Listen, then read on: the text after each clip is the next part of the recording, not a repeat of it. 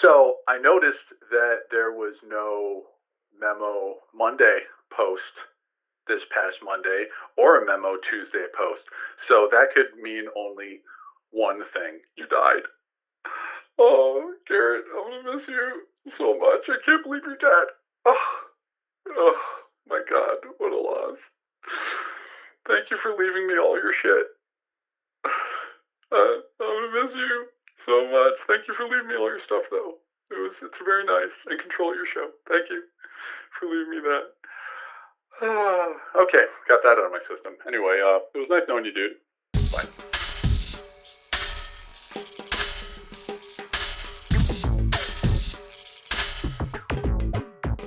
Hey, yo, it's the Memo Show. I'm back. I was gone for a little bit, but I am working on something huge, working on something big, working on something epic. I think everybody's gonna like it. Thank you for your patience. But today, I have an awesome interview to share with you. Take your Adderall and strap in for the most ADHD episode that I've ever had the opportunity to record. My guest today is none other than Mr. Robert Lysobey. He's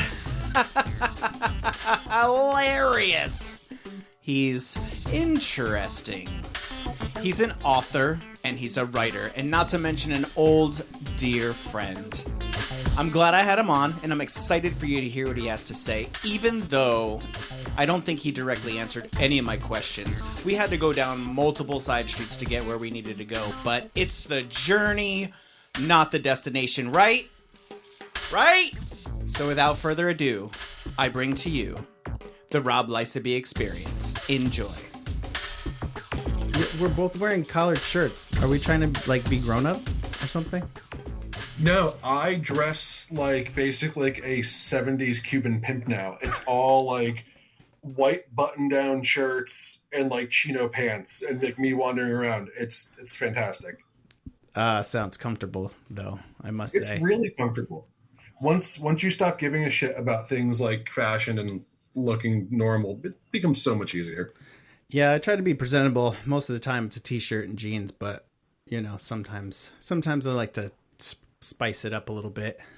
I'll do the collared shirts. I got some flamboyant things in there for vacations and stuff. So, you know, it's more the cut. I found a shirt that I liked and I got like 10 of them, but they're like some more like floral prints and also they're like weird shit. Same. Just, I find what I like and I'm a simple man with simple needs. Dude, so you gotta remember, I'm 6'4", so I've just a hard time if I was like normal weight. But over COVID times, I was humongous. I looked like the Stay Puft Marshmallow Man. And, you're buying clothes as you're going. You're like, I like this shirt. The 3X fits just fine. I'll get that. Instead of, and like, I suddenly was like, Jesus Christ, why am I wearing circus tents around me all the time? And like made some lifestyle changes, things of that sort. Started doing way more drugs. And lost somewhere around like 40 I put some back on, but like around 40 to 50 pounds over the course of like a year and a half. Wait, you put them on or lost them? You put them on and lost them. Lost them.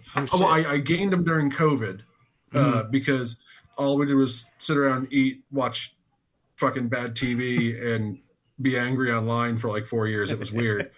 I just kind of realized one day, I was like, why does it hurt when I go to bed at night? And like rolling over was like this sea orca fucking of me in bed. And it was really uncomfortable on a consistent basis. I'm not laughing at you. I'm laughing at your sea orca impression. So this is something that it's funny that we were just talking about personal style. So this is something that I actually still think about to a certain level, is that I always feel like I've always looked like, now I used to look like a frat guy when I was younger, even though I wasn't that type at all. Now I look like I just vaguely described my job as finance. It's just, it's something that, I've felt the way that I look has at times, especially with my size, being, a bigger guy, has dictated the way that I've been treated and viewed. And I think that a lot of times, like when people would find out that you and I were such good friends. And this is when we were younger, that there'd be this like, really?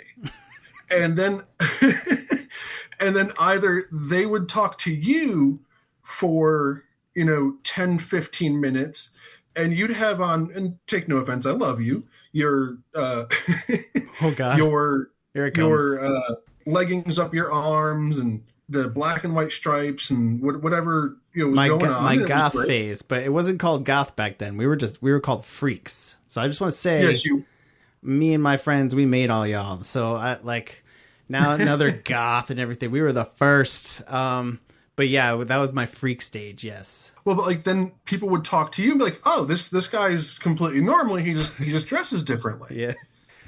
But then the flip side of that coin, I think, is that, at times people would then talk to me and be like, Jesus Christ, what on earth is this person fucking talking about? What is the booty frog dance and why does he want to do it so badly? And I don't know if you remember the booty frog dance. It's something that I would like do in the art room in high school. I'd run around like jumping on a table doing the booty frog dance. I don't know where it came from. It just kind of happened. But let's see it. Show us. No, I can't. I really can't. Okay. Oh, but yeah. So, I think people would, look at me, very much like the, khaki pant braided belt, Dockers wearing, I'm shocked I've never worn a popped collar in public. And then like they'd speak with me and she'd be like, Jesus Christ, like this is not what it appears to be at all. And it's just kind of that weird dichotomy between what people will initially view someone as, and then once they talk to them. And looking back, I think that that's just really interesting for how our friendship kind of played out over the years, where they'd be like, oh, you guys are good friends. I didn't know that. And then, talk to you with one expectation, talk to me with another expectation, and just offsetting those expectations for kind of my own personal enjoyment and hopefully your enjoyment too. The version of you now, is this the version that you've always envisioned for yourself? Like as a younger kid, like if you thought ahead 20 years, would you be like, oh yeah, that seems like me? That's a really good question. And to be honest, I don't think I'm the type of person who has the ability to envision 20 years in the future. I'm not using that as a cop-out. Like I don't think when I was ever younger, and I know people that were like this, and I mean, they're all retiring now and like do fucking like boat trips around the world and cool. I've never been able to be like, 20 years from now, better get that. Like, what the fuck is a Roth IRA? I don't know what these things are. Do you know how old I was when I finally found out how a 401k worked? As opposed to just sounding like I was impressed during an interview when they mentioned that 401k was available. I'd be like, oh, 401k, you say? Well, this looks like a good employer. It's sad, but that's never been the way that my mind worked. I can tell you that I think when I was younger, I definitely envisioned at various times with a high hope the type of friendships that remained in my life from people I knew when I was younger. I am ecstatic that you, Kara, Morel, these wonderful people who I'm still wonderful friends with, despite the fact that truthfully, like, we see each other like in person once a decade, maybe. Yeah. So I think on that level, which to me I can envision, that 20-year out spectrum with high hopes. I think that's something that I fulfilled with around a 60% success mark. I don't think that there is. I mean, there's people I wish I still had in my life through fault of my own, fault of theirs, as far as friendships go. But I feel like, some of my best friends today were my best friends when I was 12. That's fucking cool at 43, Yeah. Like we were just talking about, 33 years we've been friends. 33. Yeah. When during that time did you realize that you wanted to write? What made you decide to want to be a writer? And I know that you told me that this was a can of worms that I'm unleashing here. So No, take your time. It's okay. So it's kind of funny. And I wish I'd thought of this earlier. I actually have a box next to me that has a whole bunch of shit in it. And inside of it is this little poem that I wrote as a joke for you for your birthday. We were, I think, freshmen in high school. Really? It was, yeah. It was this little stupid poem, and you loved it, and a whole bunch of other people really liked it. And I would write these like little, and they're like limericks almost, like really simple, just rhyming verse shit. That where'd you learn that from? Did you read a lot of poetry and a lot of? I mean, I know you read a lot of books when you were younger. It just comes natural. Of course it does. But like I know you were really into reading when we were younger, and like when were we friends? 12, 13? So when I was younger, I was actually in remedial reading as a kid. Robert not read good when he little boy. And I had to go to like special classes once a week. Like this, like some lady would like come into my classroom in elementary school and be like, Robbie, time to go to your special reading class. And all the kids would look at me as they got to go do like cool shit. And I'm stuck in a small sweaty box with all the other dumb kids trying to learn how to read. I can't with you. So anyway, I get put in this class, right? And there's two books from when I was younger that really changed my perspective on reading. The first one is the book, The Westing Game. I read it in the 5th grade. It was, believe it or not, in Miss Rubino's class, Miss Jeremy's mom. It's this book called The Westing Game. It's a kid's mystery, probably 100, 120 pages. Ask your kids. They've probably read it. And I remember it being different from anything that I'd read before in school, that it wasn't just this, this is how the plot goes. Like typical story. Yeah, typical story outline. Yeah. And it actually felt interesting. Then I go to 6th grade, where put in like the remedial reading classes. And that was rough. I was at like that class at like the end of the hall, so that way when like the kids threw the chairs out the door, they didn't hit anybody who happened to be walking by.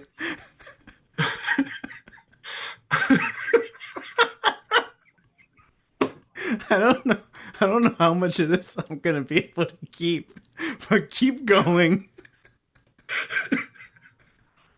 Go ahead.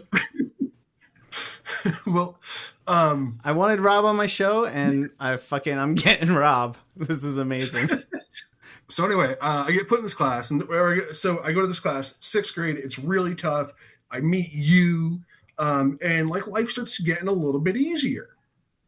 Oh shit, you were there. You might remember this day. You were with me. Don't count on me to remember stuff. It was the day before we started, or like the week before we started 7th grade. And my older sister Jeannie and Kate Zatorsky took you and I down to the beach in Rowayton. And we were down in that little beach in Belle Island where we all used to like smoke pot and do other fun stuff. Did we listen to Pearl Jam on the way there? I think we listened to Pearl Jam real loud. Yes, we did. Okay. Yes, we did. And they were just fucking blowing up. Yeah, I mean, awesome. And like I think Jeannie had her license for like maybe 2 months. Okay. So that's new info. We get down there, and it was just boring as shit. Like we're at the beach, there's nothing to do, and it's just like one of those days where there's too many people around you to do stupid shit like you want to when you're a kid. Mm-hmm. But it's also not exactly, you can't really swing. Anyway, and we were begging Jeannie and Kate to give us something to do. And this is going to be the biggest cliche ever. This is such a cliche that it actually brings me this bizarre bit of like physical effect cringe to myself when I tell you what my sister gave me to read that had such a profound impact. She handed me a copy of Catcher in the Rye. The book, the coming of age book. She probably, honestly, with as much of a cliche that it is, she probably handed you that book at the best time in your life. Well, the best time you could receive that book was probably at that exact moment when she gave it to you. No, it really was. She gave it to me, and I remember like opening it up, and I if I look around my shelves, I know I have a copy somewhere. I've had like 3. I sound like I'm going to go murder a rock star right now, but Yeah, I've gone through 3 copies of that book. I think I might still have the one Jeannie gave me actually somewhere. What cover? Which cover was it? The all white one, the one that makes me want to kill a Kennedy. The red cover with the yellow writing. That one just makes me want to kill a clown. I don't know why. But anyway, so she gave me the book, and on the very first page of Catcher in the Rye was profanity. Yeah. And like, I mean, literally my exact thought was like, should I be reading this? Mm-hmm. It feels wrong. I was like, fuck, this is fuck. Oh shit, fuck. And it was just this like, oh, I want to read more of this. And I remember getting to the part where he got the prostitute and not understanding it at all. Yep. I was like, like, what does he want to do? Play baseball with this girl? And let's go down to Central Park, eh? We'll go play some Central Park, build baseball, watch the ducks fly away. We'll go to the pond with the ducks while we're there. Pond with the Sorry, go ahead. And I will say, every time I'm in Central Park, I always think about just a fucking fleet of ducks flying away with their webbed feet stuck in the ice. There's a big iceberg below them. It pops into my head like a cartoon. And anyway, so that opened this door to like basically adult literature. My mom got me a book club one year for a little while, and I got some books I just didn't understand. Then Stephen King, Michael Crichton, like all those. I remember at one point going through a John Grisham phase when I was a kid. I still love Stephen King, read everything that he puts out, but it opened this door to the possibility of books, if you will. And it went from being something that I didn't enjoy because I really struggled with sitting there and reading stories I didn't enjoy and I couldn't focus on it. Yeah, the books that they gave us or the books that we stumbled on weren't interesting enough. And then just like you, when you realize, holy shit, you can swear in books, and then like read about going crazy in New York City, it's like, wow, books can really, we sound like an after school program right now, but books can really like be interesting and be fun to read and take you out of reality for a period of time, which everybody needs. But that was the first book I read that was like, damn, what other kinds of books are there like this, you know? And then Stephen King was my next big one too, because those were readily available and you kind of want to start challenging yourself a little bit more. And Catcher in the Rye is one of those books where every time you go back and read it, it's a different book, you know, throughout your life. If you go and read it when you're a kid, 100%, it's like, you know, one way it opens you up to adulthood. And then when you read it in adulthood, you're like, fuck, I wish I was a kid again. And I could feel that. You know, you read it a little later in life and you come to appreciate it, and it helps you appreciate life the way it is, you know, right now. And then every time I've read it, it's been... Have you hit the points where you're kind of like, I want to punch this guy in the face so fucking hard? Yeah, there's been points in time I've read it and you're like, he's such a dick. You just want to be like, Holden, get a Holden of it, man. Do something. Holden, shut the fuck up. Go home. Shut up and sleep with the prostitute. That's why she's there. That's her job. She's a good union girl. Put her to work. You're like, good. I'm glad you got beaten up by a bellhop wearing that stupid little hat. It's sad. I remember that book. Dude, I've read that book. It's so important to me. I reread that book. I'm going to guess probably like 10 times when I was younger. Like every year I'd reread it. Yep. Same. I was definitely that little like pretentious kid for a while who was like, I feel things. Look at my red cap. But, everybody's so phony. So I did have the red cap though. So we had wonderful proximity to New York growing up, obviously. And one Christmas, Morel's mom took, I thought you had gone. But anyway, so we all go into the city and we go to FAO Schwartz, and we're Christmas shopping. It's the middle of a blizzard. Morel said she's going to be on the show. Ask Morel about the pigeon story. I'm not going to tell it, but it was that day. She'll know exactly what I'm talking about. So I found the red hunter's cap, and I was such a pretentious little fucking 14-year-old that I really wanted it. But there was one catch with it, and this is the best part. And I wore this with like all the sincerity that a 14 or 15-year-old can muster while wearing what he supposes is the Holden Caulfield Red Hunter's cap. The one exception on mine, it's a people shooting cap. Well, no, you know what it is? It was a FAO Schwartz Warner Brothers store hat that was the actual red hunting cap, but then had a great big picture of Elmer Fudd on it.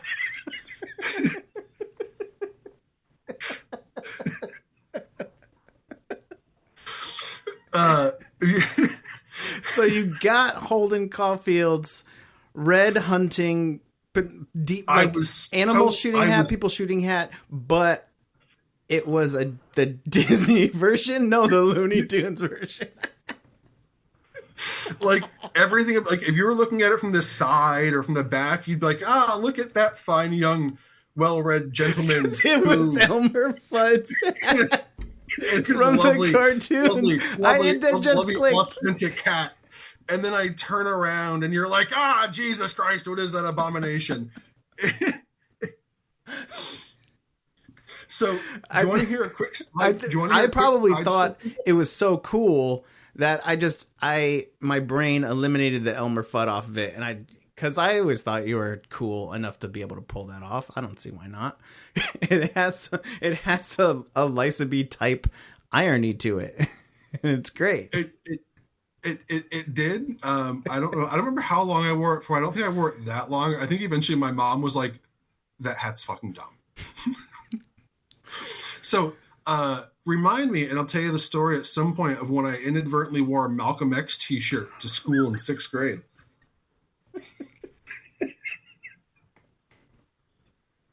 I was so white that I thought it was a skier monogram.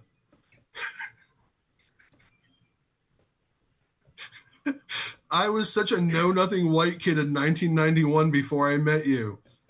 And I was at Bradley's, and I saw a black on white, or a white on black Malcolm X t-shirt, because that was the movie that year, Spike Lee. And I saw that t-shirt, and I was like, I like to ski. And I went and asked my mom for money, and I bought a Malcolm X t-shirt and wore it to school the next day. And Rob, and I remember the best part is that per the style at the time and unintentional on my part, it was like a size too big, so it really hung on me. So I'm like this 90-pound little white kid basically strolling around Ponus in a Malcolm X t-shirt, waving hi to everybody, making friends.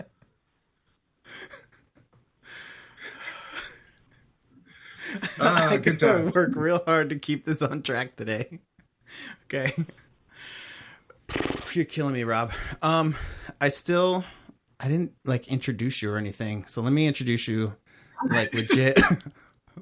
Like the thing that I gotta do at the beginning of the show. I think the people have an idea of what they're getting now. So you might remember Rob from the first episode of the Memo Show. He contributed a story about a Bic pen.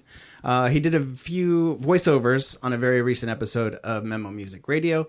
And he's been a great soundboard to bounce ideas off regarding this show. And now today, we're going to dedicate a whole episode to learning about one of my dear old friends, partner in crime, growing up, and in my eyes, aspiring and successful in his own right author.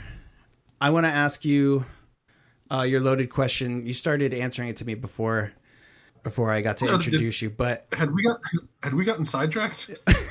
Just a little. I think we recorded like 40 minutes of a show, and that was just pre-roll. That wasn't even the show. We'll fix it in post. All right, let me ask you a question. So we were just talking about a book that really inspired you, but what was the thing that really got you deciding that you wanted to write? Like your whole life, you wanted to write. Like that's what was inside of you. That was your creative outlet primarily, correct? So I was talking about that stupid little poem I'd written for your birthday. Mm-hmm. I don't remember this. When we were in school, you had to take a mandatory typing class. I think they called it word processing. And it wasn't so much like, I mean, there were some computer skills, but it was literally like typing, the dog went across the fence, the dog went across the fence, the cat ran across the yard, the cat, again and again and again. Yeah. And I started typing this really looking back on it now, even I'm like, oof, that was mean. It was this short, I don't know if you remember this. It was this really, I'm not going to say who it was. It was this really mean short story. It was 100% punching down. And comedy should never punch down. Comedy that punches down is bad. Like, just from every standpoint, just don't punch down. Unless it's really funny. But anyway, and I like passed it around to people at school, and people always wanted more. So I wound up writing this really ugly short story about this girl and this guy we went to school with, about how they like were freaks. It was very like Mean Girls Red Bookish. Like it wasn't cool. And so people loved the mean spiritedness of it so much that they wanted more. Oh, absolutely. So it's absolutely. like social media before social media. It was feeding the piranhas. I wound up getting like praise for it. Like, people who I didn't know, like, I was making friends because of it. And then I was writing these like stupid little poems, and people would like ask me to write like a stupid little poem on like their brown paper bag book cover. So I got to have like this little like regard as like, oh, this kid who's like good at this. And not to be like sad sack and maudlin, but like at that point in life, I wasn't someone who felt like I had a lot of like those things to me. Like those like, hey, like I'm known for and proud of myself for this. Like those things felt very bereft in life at the time. So like it felt really good. It felt really great to get this like, wow, you're doing this and that's cool. And then it started growing, and I always had kind of a natural propensity for storytelling when I was a kid. You mean lying to your parents? At times when I was a kid. Because I think that's how you really got good at your storytelling. Well, you know what's funny though is that what I learned is to just make the shit more outlandish. Like, no one questions explosive diarrhea. So I'm going to tell you something really horrible. Wait, no, we're going to get off track. Hold on. No, because this does go to storytelling. Okay. So I was at a festival once, and the lines for the bathroom were so long. I mean, like, we're talking like 45-minute wait, and I was like, I am going to pee my pants. Like, that's it. Like, there is no option B here. Awooga, this is real. Everybody, like, just don't shame me too much. But what I realized is that the vendors, they all have their own like little porta potties. Yep. So I asked them, like, hey, man, like, I really got to pee. Do you mind? Can I use your urinal? That one's like a 45-minute wait. And they're like, I'm like fucking Forrest getting on the bus. Like, can't sit here. And I finally get to one guy, and I look at him and I go, hey, man, listen, I need to use your bathroom. And I was like 15 or 16 years old when this happened too, by the way. This is at the Oyster Festival. So I go to this one vendor. I was like, hey man, listen, can I use your porta potty? Wait, that explains why you had explosive diarrhea, because you were at the Oyster Festival. Well, no, I did. What can I say? I love a cheap thing of oysters. It just sings to me. Who doesn't? Okay. Who doesn't? Especially when they're at a festival and out in the open air all day. Yum. In the 90-degree heat. 90-degree heat. It's the Oyster Festival. Exhaust from the golf carts fucking everywhere. Rainwater trickling on the roof as it from down from the tent. There's a nice little garnish. A foot of fucking mud from the torrential downpours from the night before. Yes, the Oyster Festival. But I get my $1.25 half dozen. I say to the guy, and all the fucking Coors Light you can handle. Okay, I say to the guy, listen, man, can I use your porta potty? I need some place cleaner and safer than those to take my medication real quick. That's a good one. And the guy was like, oh, sure. Here you go. Like, velvet rope opened, and I got to pee right away. It's a fucking medical condition. I'm gonna pee my pants right now. This is the end of side 1. Simply reverse this cassette. That is, turn to side 2 and continue listening. But what about, well, tell me, because some books that you read growing up made you want to read more, and then some books you read made you want to write. You told me before that writing these little poems and getting the attention for it, and people telling you that they were like good and they wanted you to do them for that inspired you to write more. When did it turn into this thing where you're like, wow, I'm really getting my creativity out of me? This is really giving me something that's enriching my life. Like, when did you get to that point where you wanted to take it serious? The first time I ever got hassled by the man. Can you talk about that a little bit? No, so thanks. Great answer, Rob. All right. So the next question. There actually is a little bit of truth to that. When you're young, you have young ideas. It's about what's around you, what's in front of you. Like we were talking about Catcher in the Rye earlier. It's like I wrote a story called like fucking Outfielder in the Wheat. Like just these like very like a lot of cribbing from like Stephen King short stories. And at that age I was reading enough where I was reading unassigned school stuff. Like I was just reading all the time. So I'd gotten to a point where I think when I was really young and first I'd gotten that interest in writing, and when I first say this is probably going to come off like a negative, and I felt like it was a negative for a lot of years, but then I changed my opinion of it a little bit. But anyway, I would read enough where I was reading things that other people weren't, which allowed me to then like take that type of style or idea and not plagiarize it, but like rewrap it a little bit, if you will. And that just made you look very ominous. But yeah, I would just kind of make, I would take things and not exactly plagiarize, but like try to make it my own. Fail 99% of the time. But like, I actually found like 2 short stories I wrote in like the late 90s I really liked. One from like 2001 I really liked. That have some really good ideas that I actually will probably revisit at some point because I just like them conceptually. You know, it's an idea doesn't die; it just kind of gets put away for a little while. True. Yeah, I went through that, dude. It was so much of it was so cringy and such awful writing. Well, I mean, you know, looking back on our lives, a lot of everything we did was cringy, and that goes for everybody. But that's part of the process, you know. That's part of growing. And you can read all you want, but experience is something that's very different. And as you're experiencing more things, you're going to grow or you're going to stagnate.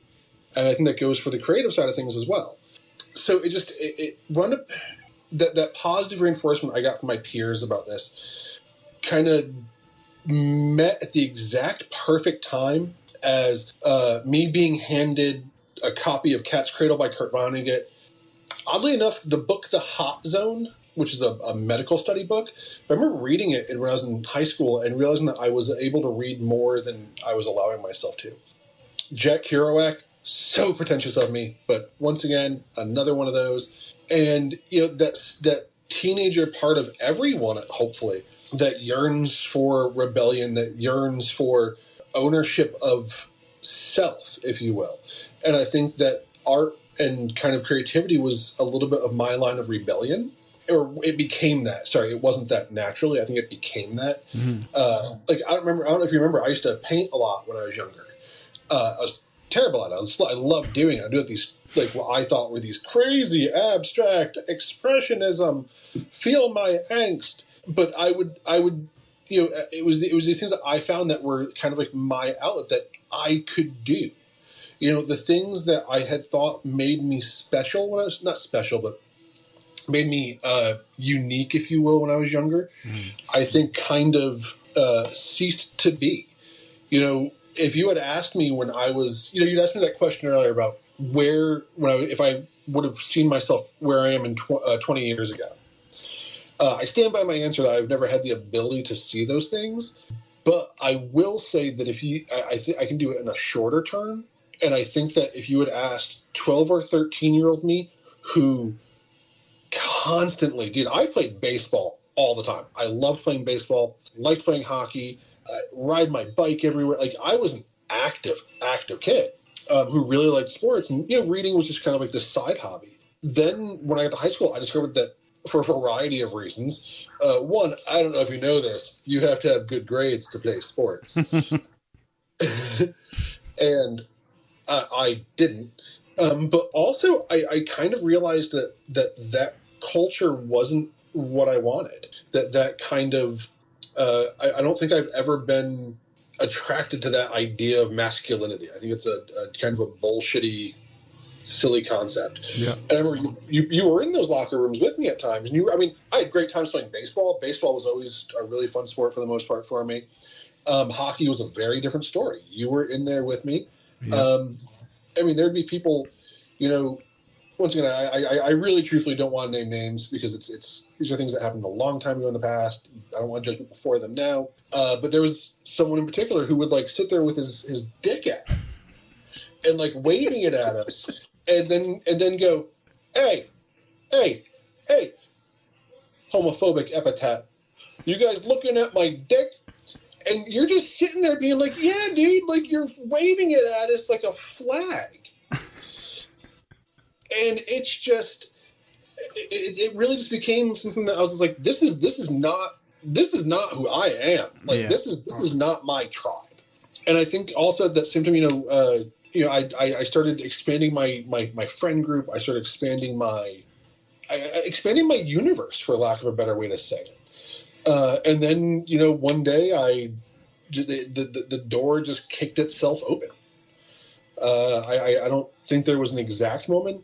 I don't think there was any this is it. I always liked telling stories even when I was a kid. There was a teacher I had when I was in elementary school who's probably the best teacher I ever had, who would let me get up at the start of class every day and do 5 or 10 minutes of jokes, just so that way I could get all of that nervous energy. Because I don't know if you can tell this at all, I'm a scoosh ADHD or ADD or something, because I have trouble focusing and staying on linear paths. And talking about creativity like that, I think that I think that's also one of the reasons why I'm creative the way that I am. I hoard moments away in my head like a squirrel hoarding nuts. It's I'm talking to you, but as I'm talking to you, I'm also looking out my apartment window. And I got to show you. Give me 1 second. I turn my camera around. I can't work technology. So this is actually the view out my window. I don't know if you can tell. Those are giant books. So there's Catch 22. You can kind of see it through the trees. Fahrenheit 451's over here. Huh. That's perfect. Yeah. Is that a library? What is that? It's pronounced library. That is actually the parking garage for the Kansas City Public Library, which is about a block down that way. I go there all the time. It's an amazing building. It's actually really beautiful. It's an old bank. Super nice building. But anyway. That's cool. I sit and I watch things, and I just hoard moments and little thoughts away. Sometimes those thoughts just blossom, for lack of a better way to put it. This is the end of Side 1, Part B. Simply turn this cassette to Side 2 and continue with Part B. Any place where you put all your writings? I do not. That's something actually I'm really. I never felt. I'm just not sure what I want to put out there as far as putting stuff out into the universe just yet, if you will. How would you describe your writing? And can we read something too on the show? So yes, I actually have something very special to read. Please do. I have to go grab the folder. I left it in my kitchen. I'll be back in 2 seconds. So first, like I said, I don't want to get into this, but I do have this with me. If you can read it. Gravy Train. But I also have, and we're talking about things about when I was a kid, about stories that, I would kind of create and write, and how it's something that I always really liked to do, even before I knew that I liked to do it. Wait, are we gonna do a table read of Gravy Train? No, we're not going to do that.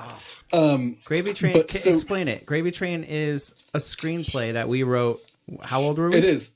We were juniors and seniors in high school. Yeah, we wrote a screenplay. It was one of those crazy nights in New York City. Two pals going on a crazy night in New York. Three people, I think, were in it. But it's like every 90s and teen movie cliche packed into one.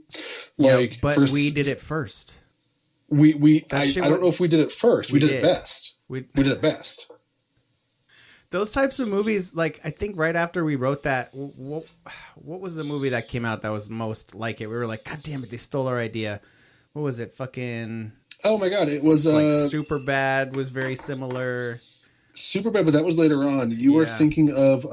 I can tell you the cast. Jennifer Love Hewitt was in it, Ethan Embry, Eric Bana. Like, it's actually like a stacked cast. Like, it's a really great cast. And one crazy night, one crazy summer. About last, fuck, dude. They're all like a big party. Okay. And like the kid has a letter for the girl, and the girl's, I don't know. It's a Jennifer whole bunch. Love Hewitt. It was Jennifer. Can't Hardly Wait. The movie was Can't Hardly Wait. Really? Can't Hardly Wait. I remember you and I both being like, motherfucker, they stole our idea. Huh. And like, granted, I think, but yet we had stolen our idea from some like horrific mishmash of 16 Candles, Weird Science, and Reservoir Dogs. I'd watch it. I'd watch the shit out of that. All right. Be another a bigger level of lunacy than Gremlins 2. All right, go. Tell me what you're gonna say. So what I'm going to read, I'm just going to read a small part of it. And once again, like, shockingly offensive that this was written by two, like, 12-year-olds, or 11 or 12-year-olds. You and I printed this off on the dot matrix printer at your house when we were kids. Technically, we wrote this together, but I'm going to take full credit for it. Okay. So yeah, it's even. Wait, am I gonna be able to play this on the show? You are. It's not like two little kids running around spouting the N-word for 15 minutes. So It's not like that bad. Good. Okay. But so anyway, we wrote this story. I don't remember what caused us to write it, but we wrote this story about how our friendship had started. And I'm going to go ahead and read a little bit of it now. So there's no title. Thank you. You guys can't see Rob right now. Our stupid fucking Zoom meeting thing timed out. I'm not paying for Zoom, so we got 40 minutes of it. But now we're still FaceTiming, but I'm still recording. Okay, and I can see his face, and it's making me fucking crack up. Okay, proceed. Fuck Zoom. It's my $13. Wasn't that free during COVID? Yeah. Was Zoom really the one that they were like, we're going to give you the first one free? Yes, they were. Fucking Zoom. And now they got to charge for it because everybody, that's the only thing people know how to use now. So I politely sat through so many fucking awful Zoom birthdays. It was terrible. It was absolutely terrible. I stopped having friends because of Zoom birthday parties because I didn't want to go to any more of them. All right. Anyway, this is the story that we wrote and printed off on your dot matrix printer circa 1992 about how you and I met in our adventures. Okay. It all started when Rob was a little toddler. And he came floating out of the sewer in a wicker basket. That was when the circus found him. That is really where our story begins. He was in the freak show because he only had one testicle, but he always did score with the one-breasted woman. After all, they were kept in the same cage. Then, unlike most children of the time period, he ran away from the circus. He crawled out of his cage and ran like a bat out of hell. When running away, he was beaten up by 3 big kids. But some good did come out of that matter. A kid came to help Rob, but got his ass kicked too. They started to talk when the kids were gone. As it turns out, he was running away too, but he couldn't remember where he was running from. He wasn't that bright. Why was he running away was a question that would have to be answered at a later date. But for now, they decided they would have to travel together because he had money and didn't seem crazy, and he needed Rob's help to answer all of his questions. That night, they ended up sleeping in a field, and damned does Garrett snore. In the morning, they were woken up by a hillbilly pointing a Winchester rifle at Rob's one testicle. Garrett was tied to a tree and crying, with nothing but his boxers on, and the farmer told Garrett that he was going to leave this place with 2 intact testicles. Then Rob laughed and said, "Bring it on. Make me dance, you inbreeding hick." Then the hillbilly just looked at Rob and said, "Kid, you've got balls." Then Rob said, "You'll never know the half of it." Then the farmer untied Garrett from the tree, but kept his clothes. Garrett and Rob finally got up enough guts to learn how to use the Greyhound bus. Ironically, they found $68 at the station, but they were really hoping to find $69. See, remember, that's a joke from the 90s, because Greyhound bus had a special where you could go $69 anywhere in the country. And that came out at the same time that Wayne's World came out, when the number 69 became the all-time funniest fucking number to a 12-year-old ever. That joke does not age well. They got a one-way ticket to a place all the way on the other side of the world called Lickaman-Nut, Greece. Why was it in Greece? I don't know. I don't know why we chose Greece. Seems arbitrary. It's wrong. Doesn't really do anything for the story. It gets better. When they got there 20 minutes later, they got off the bus and realized they spoke absolutely no Greek, except they knew that 6 was pronounced as sex. So they found another place to go across the Mediterranean called Jogomabal's, France. When they arrived at the station 10 minutes later, damn, that bus must have been moving. Rob remembered something about his past and decided not to tell Garrett about the nude beaches because he knew that would be the first place he'd want to go. That is some really good foreshadowing for what this is. Like that adds a layer of subtlety that makes me go, I wonder what happened in France. Did the freak show go? Were they invited to France? Like, I now want to know way more about. Anyway, back to the story. Please, back to the story. They went to find some place to get something to eat. The first place they saw was called Café Le Pecker. They walked in and walked out. When they stepped in the door, they saw 2 men kissing, and it made them lose their appetite. Shockingly homophobic for it was the 90s. Like this is light homophobia. Like this was standard homophobia for like 2 10-year-olds to casually be like, this will add some layers to our story. I'm sorry, I apologize. He's taking full credit for the writing. It wasn't me. So the next order of business was to find some place to sleep. They came across a small inn called A Small Inn. It's an impressively stupid and great joke. I still love that. That is where they met. That's very Spaceballs-ish. What's this? Oh, it super is. It's super super hacky, and I fucking love it. That is so they're at a small inn now called A Small Inn. That is where they met their first real ally or friend. He was one hell of a weird guy with an obsession with roosters. He owned a small inn. Oh yeah, dude, this is like 4 pages long. And I'm gonna be honest, I don't think it talks about roosters a lot for like 2.5 pages that I don't think we need to go into. And they don't even get out of Juggle Me Balls and find another $69 until page 4. We're the only 2 people on this planet that would find that funny. Oh no, 100%. And it's funny. I don't have kids because,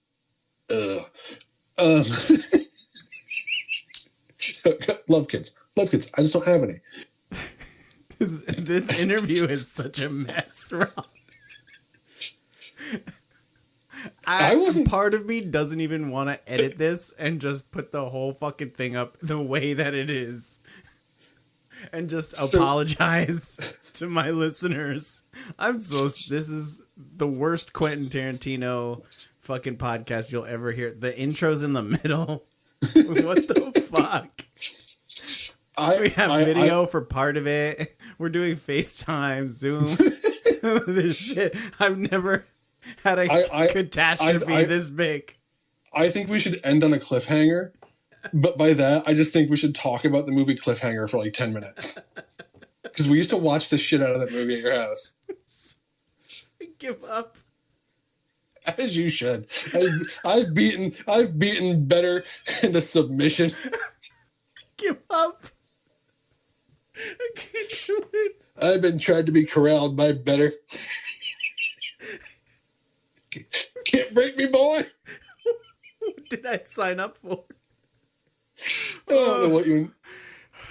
Can I ask you another question?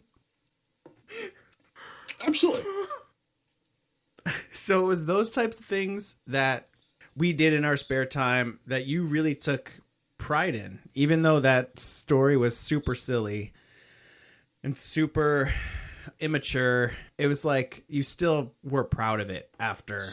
Oh my God. Reading yes. it 10 minutes after we wrote it, we probably thought like this was the best thing ever. But dude, this is that thing what really it's- pushed you? Is that what really made you keep doing it? Dude, Stuff I'm like not joking. If you were to actually like look at this, and you can, well, I'll take a picture of it and you can put it online. The way that we put this together, it's literally bound like a book with staples. Like, we were super proud of this. We were like, this is brilliant. And at the end, believe it or not, there is like space for chapter 2. Like, we were going to write more, and somehow we just got derailed. I think we discovered boobs. Can you read something more recent to show your growth as an author? And do you even consider yourself an author or just a writer? How do you refer to yourself? How do you identify? So one, I always like to kind of get this out of the way to begin. Whenever I discuss this stuff, is it always feels so fucking pretentious to me. And I think that has kind of a little bit goes back to, what we've touched on a couple times throughout this, is what expectations are. I think when I was young, it was very important to me, like capital I important, like I am a writer, like not emo, but close, like emo adjacent, if you will. And this, I swear to God, this story is going to pay off in the end to give you an idea of what I'm talking about. Do you remember my friend Eric by chance? He was like 2 or 3 years older than us. He worked with me at that video store. When we tried to film the movie, he was the dude with the pen in his mouth. Vaguely. Anyway, I got to ask you about where that footage went. But anyway. I have no idea. Wish I had it. But so that just so sounded like we have like a snuff film. I wish I had it. So when I was younger, it was very important that there was the concept of being a writer versus actually doing like it's, and this we'll talk about hopefully a little bit more in depth later about it.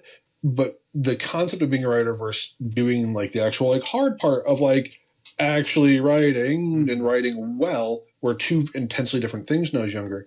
And I remember going to our local community college, which I was not a student of.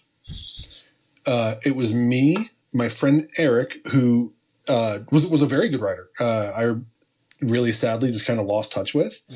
But he was a super talented writer. This girl I was dating at the time, she was a super talented writer, or at least like that's how we labeled ourselves. And at that time I did. And I think I still do think they were both really talented writers, and I hope they're still doing these things.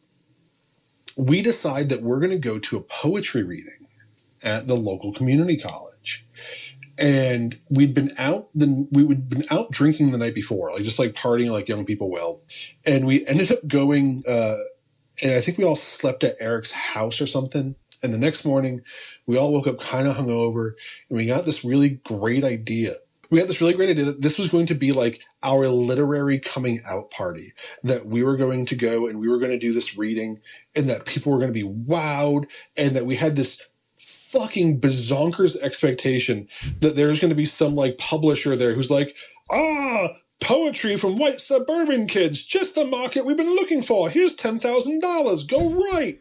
Just like a complete like unreasonable expectation that we then like massively upped the ante on by basically dressing up and like dressing up in like parts. So I'll start with Eric. Eric wore a full-on leather duster, which if you've watched Always Sunny in Philadelphia, you know how absurd a leather duster looks. No matter who you are, shirt on, shirt off, doesn't matter. Doesn't look good. But so he's wearing a leather duster, black dress pants, black shoes, black shirt, and he looked physically like Kyle MacLachlan from Twin Peaks. Like that's exactly who he looked like. Jet black hair, square jaw, like a jaw that can take a fucking punch. So he has on giant Mardi Gras beads. No idea why. No fucking clue why. Like he's like, it's my thing. I'm a writer. And he's very much like hammered at 11 a.m. when we go to this thing.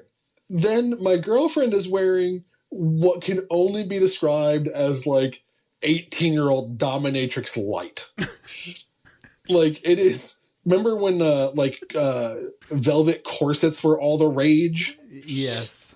And she had on like she was like, yeah, oh yeah, dude, very very 90s. She was like, I'm the sexy poetic vampire, and like very much like hair flowing. Like right now, she'd be one of those girls who calls herself a fairy and takes a lot of photo shoots in fields. And I go dressed like I probably looked like a guy who just lost everything on Black Friday in the Great Depression. Like I'm in like a rumpled suit I found like at the bottom of my closet. I'm like, it's fine, I'm a writer.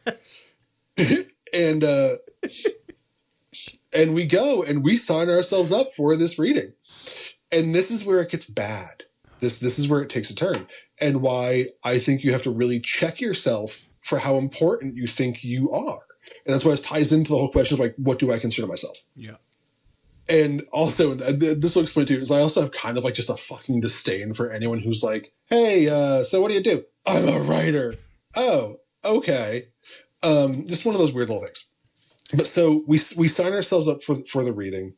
And the first thing that we realize as we're standing there in costume is not only not shockingly, are we the only people who are drunk at this thing.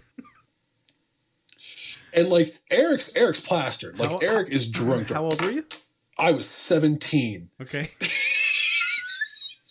Fair enough. Which makes this story so much better. Actually, I take that back. I was like 2 weeks away from turning 18. I'll give it that much. I was 2 weeks away from turning 18, drunk on Southern Comfort and nut brown ale, reeking of Marlboro Mediums at 11 a.m. in a community college, being like, I'm going to be famous today. And as we sign up, we realized that when we'd gotten the flyer, they'd kind of buried the lead as to what type of reading this was. Oh, God. And it wasn't that it was unwelcoming. It wasn't any ill will that I would have. It wasn't anything like that at all. But once we signed up, we did realize that we were in the like Society for African American Students of Norwalk Community College for African American students.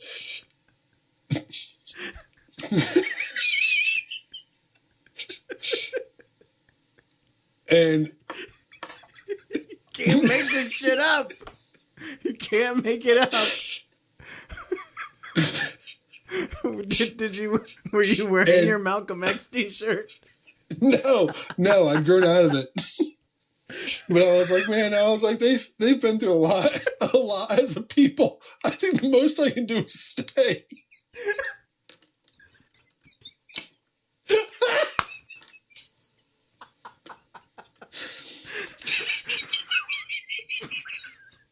I fucking hate you.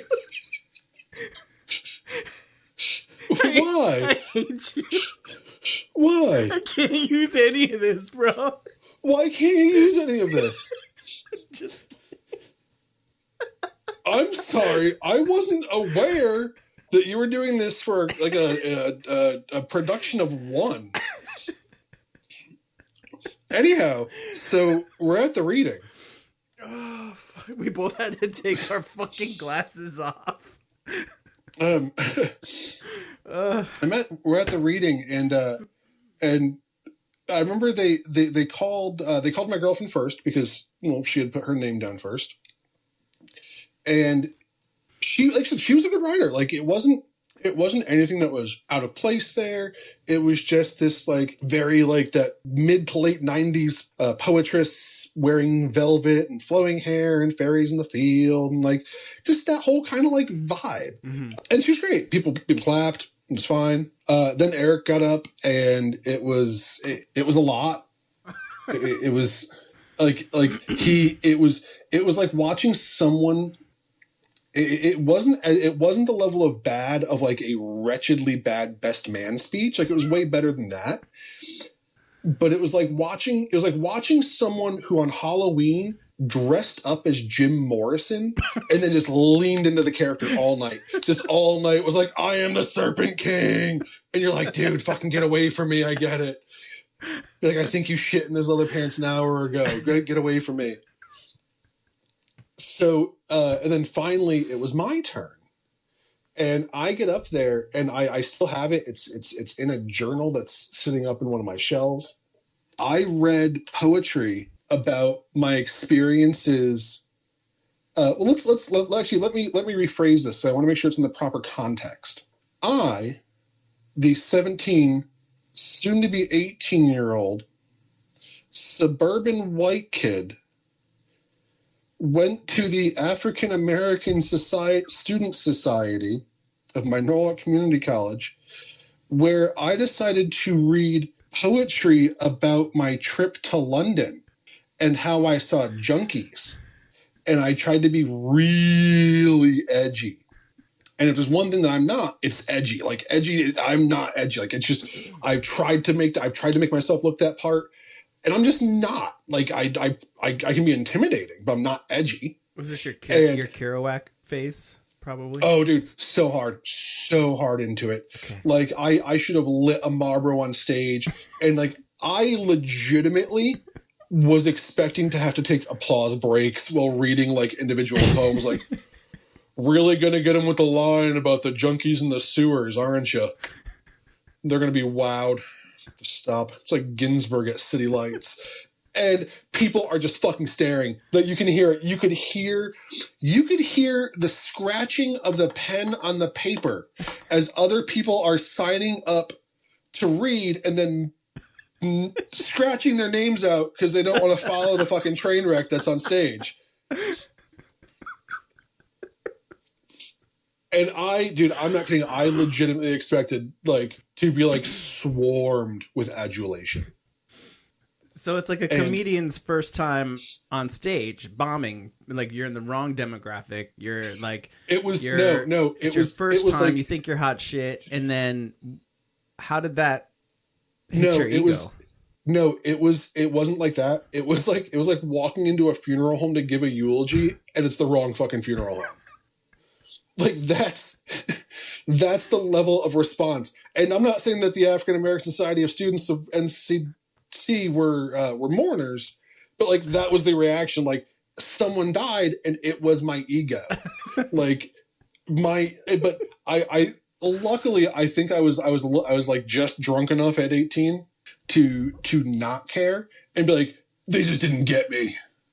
They haven't been in the gutter like I have. They haven't seen things, done things. Did you really go to London? I did. Yeah. Right after we graduated high school, that's what we did. So, but yeah, no, that was one of those kind of moments where, I mean, and like, I by far did not at that moment stop being a pretentious 18-year-old. Like, I probably leaned into it even heavier. Mm-hmm. Like, I definitely invited people back to my house to hear my poetry, and I'm like, ooh. Ouch, those poor people. It was rough. But, like, thankfully, I think some of the things I wrote were good enough that they could be entertaining. Or I was just good looking enough when I was younger that women were like, yeah, I'll put up with this poetry to fuck them. But I think it's one or the other in one direction, though. So from there, where did it go? Obviously, you found yourself and your voice, but how long did it take you to really do that? And how come, why is there no place to go and read your stuff? That's what frustrates me most, is that I know this whole history of you, and now everyone else knows this whole history of you, and the world has really nothing on Lysobey. I'm really apathetic about, like, but also, but then, like, what's the point? That's how, as a creative person myself, when I create something, the whole purpose is to pull something that was in my head out into the real world, into reality, and then show it to people. That's if I kept everything that I made to myself, it wouldn't be worth it for me. That's for me, but I'm curious about your. So it's weird. When I was younger, dude, I would let anybody read anything.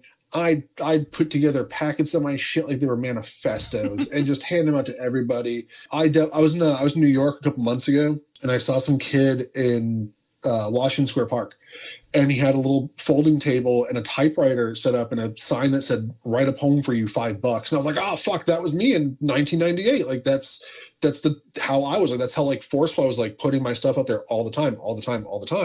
And then I think what actually wound up happening is I would email these things out to friends, just for shits and giggles for a really long time. There's an independent discussion to be had about the fall off of the use of email as a communication tool, obviously. So discussion to be had about the fall off of like physically reading. But I think that when I was sending these things out just like blanketly, and like they weren't good. Like I didn't edit. I would just write things that I thought were funny to me and send them out to my friends, and hopefully they found them funny. Mm-hmm. Or hopefully they found, if it was something that I was trying to be serious, hopefully they found value in. There was this point where I think, to use a really simple term that's not the right term at all, I oversaturated my own market, and I think people just started tuning out to it. And I think that also coincided with me kind of like looking at what I was writing and really realizing what I thought was quality and what I thought wasn't quality. I stopped sending these things out. I think I started to really examine more what was quality, what wasn't quality, but also what was, like, a lot of the stuff I sent out was, once again, like just aped from better writers. Like it wasn't plagiarism, but it was close enough. It wasn't ever copying, but like you could definitely read it and be like, oh, this is someone who is reading a lot of Hunter S. Thompson. This is someone who was reading a lot of Jack Kerouac. It was all these, and they were all writers who have very specific styles, and writers who I really love, but who I have very different feelings about now as an adult than I did when I was younger. When were you sending these emails out? Like the 2000s, probably, like 2010. Yeah, somewhere around that. Like when everybody was on email. Mm-hmm. I still have them. Like there's dozens of them, if not hundreds. And I mean, like some of them are still pretty funny. Is that what Typewriter Monkey was? A compilation of those? Yes, it was. Typewriter Monkeys wasn't all of it, but it was a good section of it. But even Typewriter Monkeys, when I did have that up... Hold on. Typewriter Monkeys was a blog. Correct me if I'm wrong. It was a blog that Rob had for a while during the dawn of the internet, basically, when... everybody blogged, or they were on MySpace, when the internet AOL. was still fun, when the internet wasn't awful, when the internet still interneted. But yes, we had these things called blogs, and I think I followed that. I would check it periodically. I had it bookmarked. I probably still have it bookmarked, to be completely honest, but I would check it, and it was good. The stuff you put up there was freaking awesome. I always was really entertained by the stuff you put up there, even if it wasn't perfect or necessarily funny or for a whole a very specific demographic, but it was still it made me happy that you were still doing it and there was a place to go and read it. So what happened? It's something I've always done to a certain degree, like just write these little things, little jokes, little doodads here and there, and just always reading constantly. But I think when you're talking about the question of it very much goes back to that question of why. So you were saying earlier, like when you put something out, you're really excited to have it get out there and live its life on its own. There's things I've written that I just put away, and it's a lot of it stems from I know now that it's not done, and before I didn't know that it wasn't done, because I wasn't going back and editing. I wasn't seeing not just plot holes, but like structural holes. Shitty characters, like the story that we had that I was reading earlier that we were joking about. There were things that I would write about in 2002 that I would never write about today, and I don't consider myself to be, and I pardon for the jokes about the Student Society of African American Students at NCC. Their reading was great, but I look back at the some of the humor that I use in them, and it's not enjoyable. It's not who I consider myself to be, but there's nuggets in there that I still enjoy. But now I think I'm much more selective about what I'm putting out, about it being closer to done, about having beta readers, which I consider you to be one of. I love doing it. I appreciate you for it. But there's a couple other people who, and take no offense, you're all the most special baby. But there's a couple other people who do that for me as well. I find that input to be intensely valuable right now. Because Beta readers, is that a thing, or did you like make that shit up?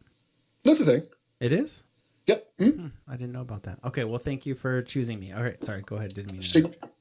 Suggested side reading. Stephen King's On Writing. For real, he has a wonderful book on writing. It's one of the things he talks about. Anyway, it's something that I want to make sure that when you're putting, and someone told me this once, and I thought they were full of shit too, which is the most ironic part, is I think when you're putting things out and they aren't done, you're devaluing your own eventual worth.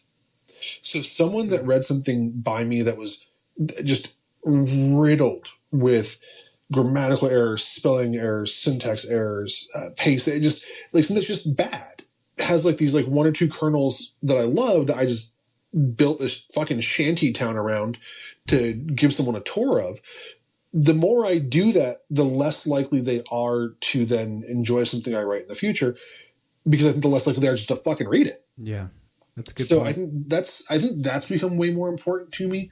I think also and this once again goes back to when you were talking about the act of creation, why you get into it, and you and I talked about this before via text. When I was reading Dave Grohl's book, Storyteller, which is fucking awesome. Yes, awesome book. I think I read it based on your recommendation. I bought that one. I bought Fleas. I bought Anthony Kiedis's. I bought a bunch when I bought that one, and I just banged through them. Can I tell you how much I miss the Red Hot Chili Peppers of our youth? That was a band that I loved when they were like, hey guys, we should have a party in their pussy. And now they're like, isn't California great? And like, that's all their fucking songs are. It's just like, oh, the Red Hot Chili Peppers have a new album out. It's 45 minutes long. Oh, what's that? It's 43 minutes about fucking California. And that's all it is. Ugh, California, terrible. California. Ugh, goddamn, I'm sure it's wonderful. Bing a dong dong ding a dong dong. But party in your pussy, like that's a song. Okay, go back. So Foo Fighters, you read the book, and what is he talking about? I was reading his book, and one of the things that talks about is he was like, man, he's like, if I wasn't getting paid for this and I wasn't doing this, I would still do it. Like it's just something that he has to do. Yeah, and it sounds so fucking pretentious, and that's why I always feel like these things sound really pretentious when you discuss them. Is that? But most of them are true. You know, it's just how you go about it, and you know your ego about it. You know, because me, like I don't get paid any money to make music, but I still do it. I have to. It's true with creative people. Like people may never make money off of a single painting, but they have to do it. You know, it's a compulsion. It's how we exist in this world without so much pain and anger, and it's how we deal with shit. So it does sound pretentious, but it's true. I spent a lot of time too. I think we've all had a super interesting past couple of years. You know, that question of, you know, as we're all sitting there, like I said earlier, fucking watching Tiger King and eating like shit for a year and a half. You know, there was a lot of time for introspection, if you will. And I think a lot of us, or well, not a lot of us, but I think for myself, there wound up being this like kind of like a what makes me happy. You know, I think I sent you that, and I'm loath to compare myself to any of my favorite writers. I don't like it. I don't do it. I don't want people describing anything I write that way. It's silly. But I sent you that thing about Kurt Vonnegut and the horse, where it's talking about how he could never be an employee. Do you have it up by chance? Can I read it? Yes, please. Please do. He often said he had to be a writer because he wasn't good at anything else. He was not good at being an employee.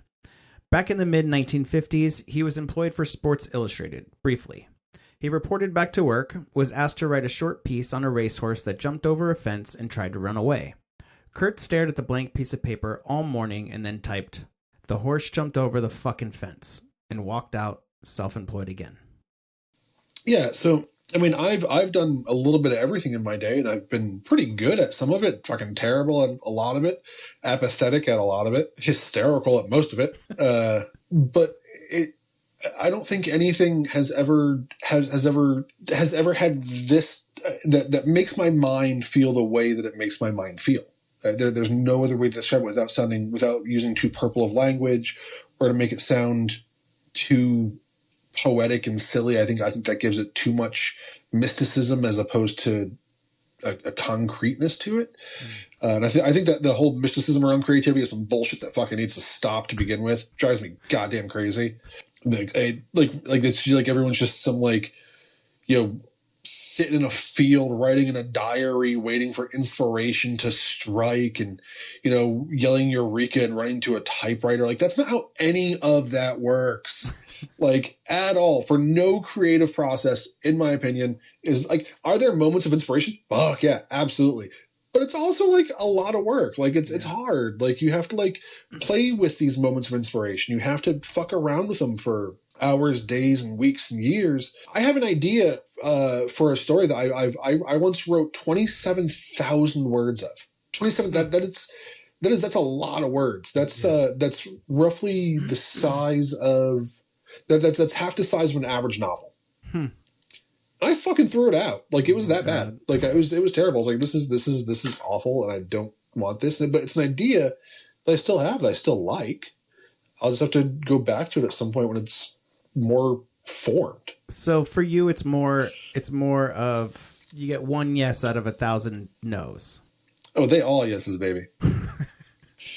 As for your writing, I mean, like, showing it to people and publishing it, right? Like, you're saying you don't want it to, and you had a good point about that, about it, devaluing you. If you keep putting out shit, then people aren't going to appreciate it when you put out something good, because they're not going to care at that point.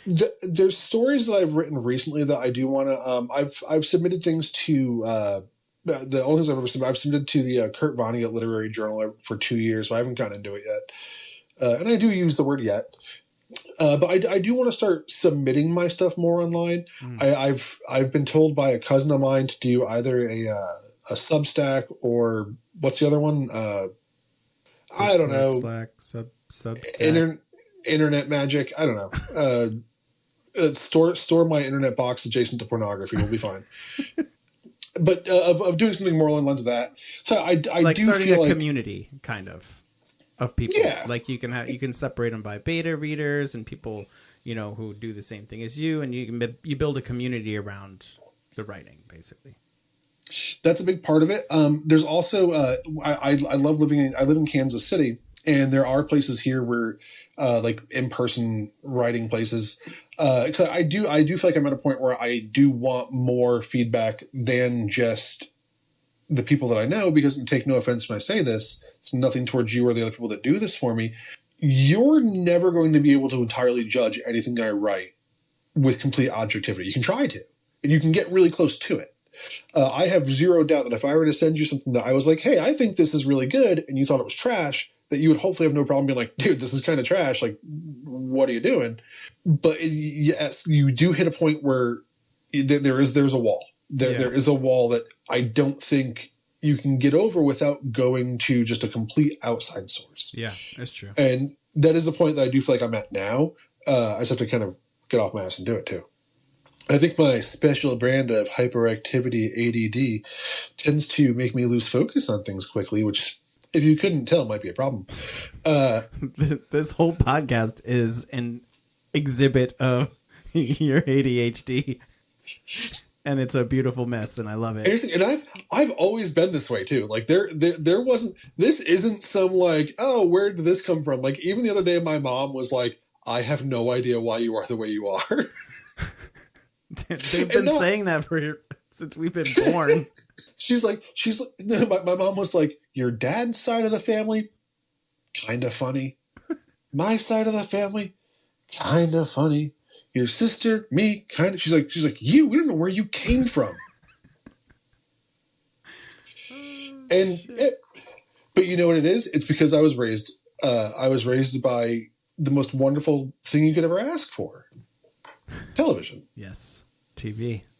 every day. I can still recite to you the lineups from my favorite late night Cinemax and HBO programs. Yep, I still sing commercials sometimes, jingles from commercials. I'm like, why? Oh, dude, it lives in my head rent free. What were Deb and I watching the other day? Oh, we were watching Ghostbusters, which is my all time favorite movie. Love it to death. Mm-hmm. And I'm walking in and out of the room and like doing stuff with the dog. And I'm not watching the movie, but I'm like walking in and out doing the lines, like verbatim. That's me with Back to the Future. Mm-hmm. Actually, Back to the Future was on earlier.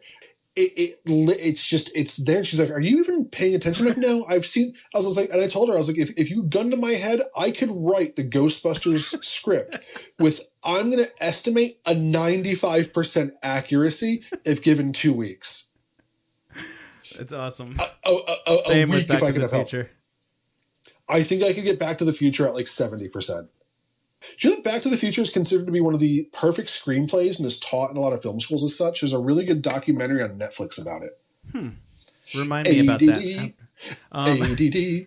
Let me wrangle it in here. Okay. So what are some of your short-term, long-term goals with writing? And I don't think we talked too much about your history and how you got into it. I mean, you just loved reading, and then you found, writing to be a thing. But what are some of your short-term, long-term goals for your writing? Obviously, you said you wanted to start publishing more, submitting for publishing. Well, I'll tie it back to put a bow on our whole journey. Please do.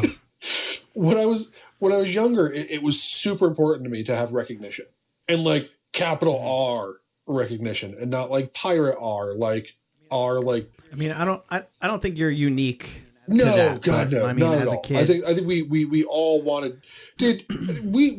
When we had a band, the greatest band the world has ever known, we spent with 2 people and a drum machine. Which there's always a drum machine in my band. In every band I've been in, there's been a drum machine in it. And we spent more time discussing what we would do when we were famous than ever writing any music, practicing our instruments. Nope. But, dude, I was going to totally bang models.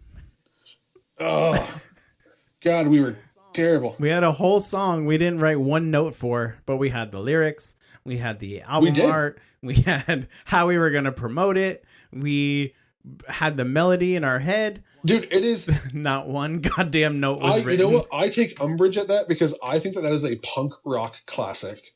I take great umbrage, sir. What was it called, I will Rob? sing it for you.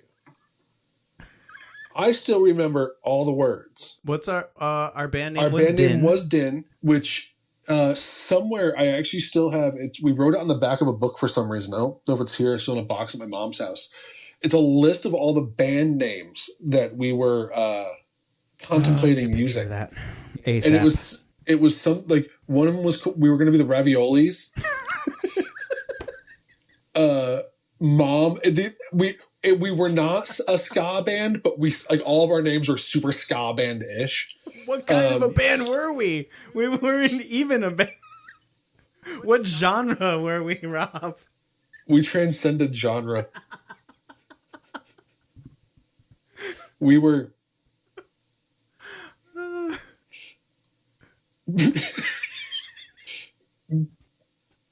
Let's just put it this way. Our album, had it been released, would have gotten 5 mics from the old Source magazine. That's all I'm going to say. What was it? Anyway, okay, what's the song? Anyway, another one of the names was Mom, I'm Studying. The Broken Televisions. And then I think we had like Hootie and the Blowjobs or something. I'm not even sure. But anyway, the song was called. Do you remember? Do you actually not remember this, or are you just baiting me into singing it? I'm trying to make you say it. I know what it is. How could I forget? It was the first band I was ever in. It's good. I heard one of your other podcasts. I was listening, and you referred to some other shit band as your first band, and I was like, that motherfucker. I was like, that son of a bitch, that disrespectful bastard. Anyhow, Din had one hit, and we did write music to it. We did write music to it. You are incorrect on that. I don't remember any of it. We wrote the bass line, which was bong. So the song itself was called Chinese Mustard.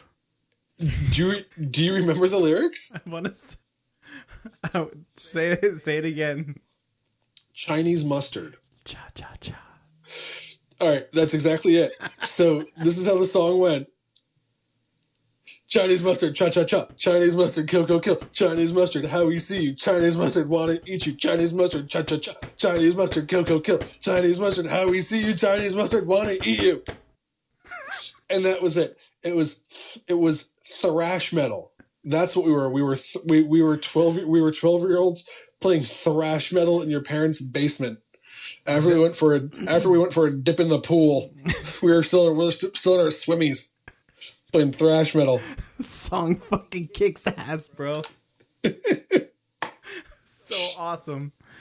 I've always really dreamt in my mind that at some point when we're both famous, that we'll actually somehow like force that into something, just to get it out. Like I don't care how hard it has to be shoehorned into it. I don't care. I can't even think of a good example of shoehorning hard enough to make it seem even reasonable for what I would go through, for us to have a creative endeavor that we shoehorned Chinese mustard into. I think I'm just going to use your recording of it, and I'm going to sample it, and I'm going to put actual music behind it, as if we were a thrash band. I got my guitars here. I can program some drums. They're very realistic nowadays.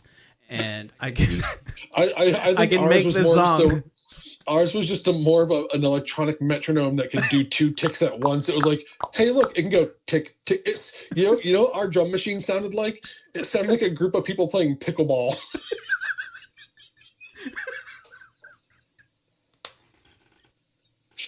Jesus fucking Christ. Okay. Just fucking this. That was it. This fucking program can do whatever it wants. Fucking white people. Pickleball. I hate pickleball. I think. Do you play pickleball? No. Thank you. Don't do it. Don't do it. You know what pickleball is? It's the Olympics. It's the Olympics for mediocre white people. That's what pickleball is. The Olympics. Rob, I have to keep this fucking pod track on track. Please. You're like a fucking tornado trying to fucking rein you in. Go back. So you're telling me, I asked you what your goals were, your short-term and long-term goals. You're telling me that your long-term goal is to work the lyrics of Chinese Mustard into something that we're successful with? Because it is... Yes, but here's the thing. There's one very big caveat. Like it can't be in a story or book. Like I need like an audio version of this, like on a movie soundtrack or something, for it to like really make my heart sing. Like I want people to hear this in the theater and be like, "What the fuck is that?"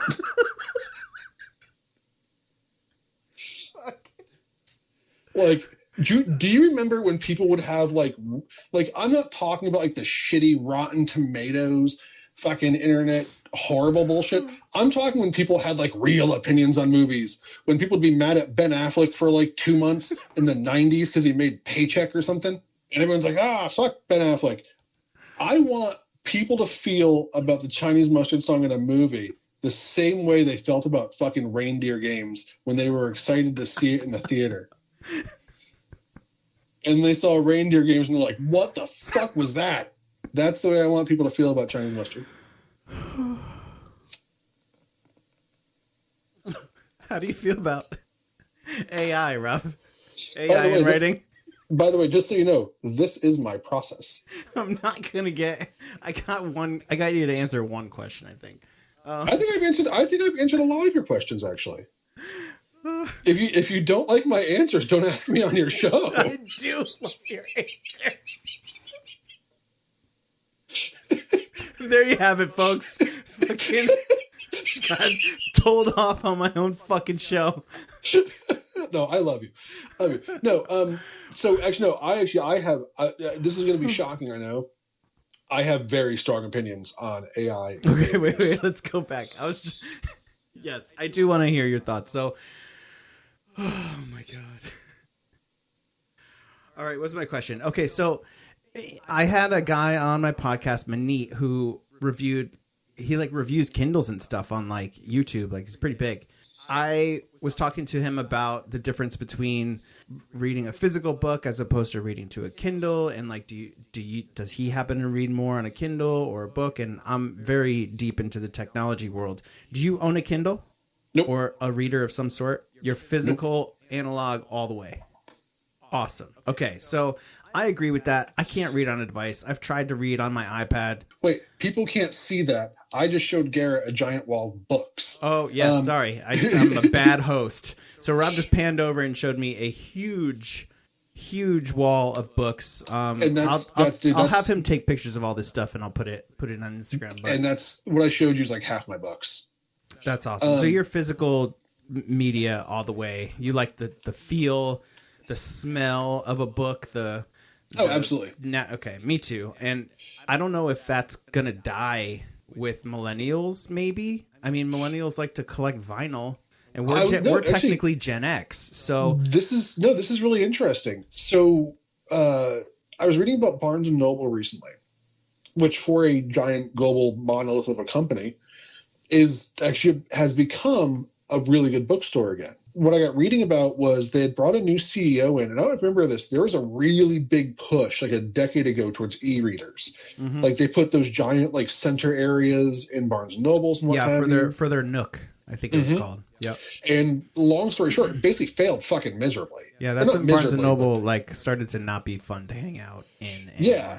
And it was kind of like Barnes and Noble was like, we're going all in on the Nook. This is what people want. This is the future of books. Yeah. And they were proven super wrong. And I've made these arguments before. But they bowed out like respectfully though. They were like, yeah, we tried. We're not going to do it anymore. And then they just. Oh, they may have respectfully, but if it was a income generator, yeah, they would have stayed in that bitch all day.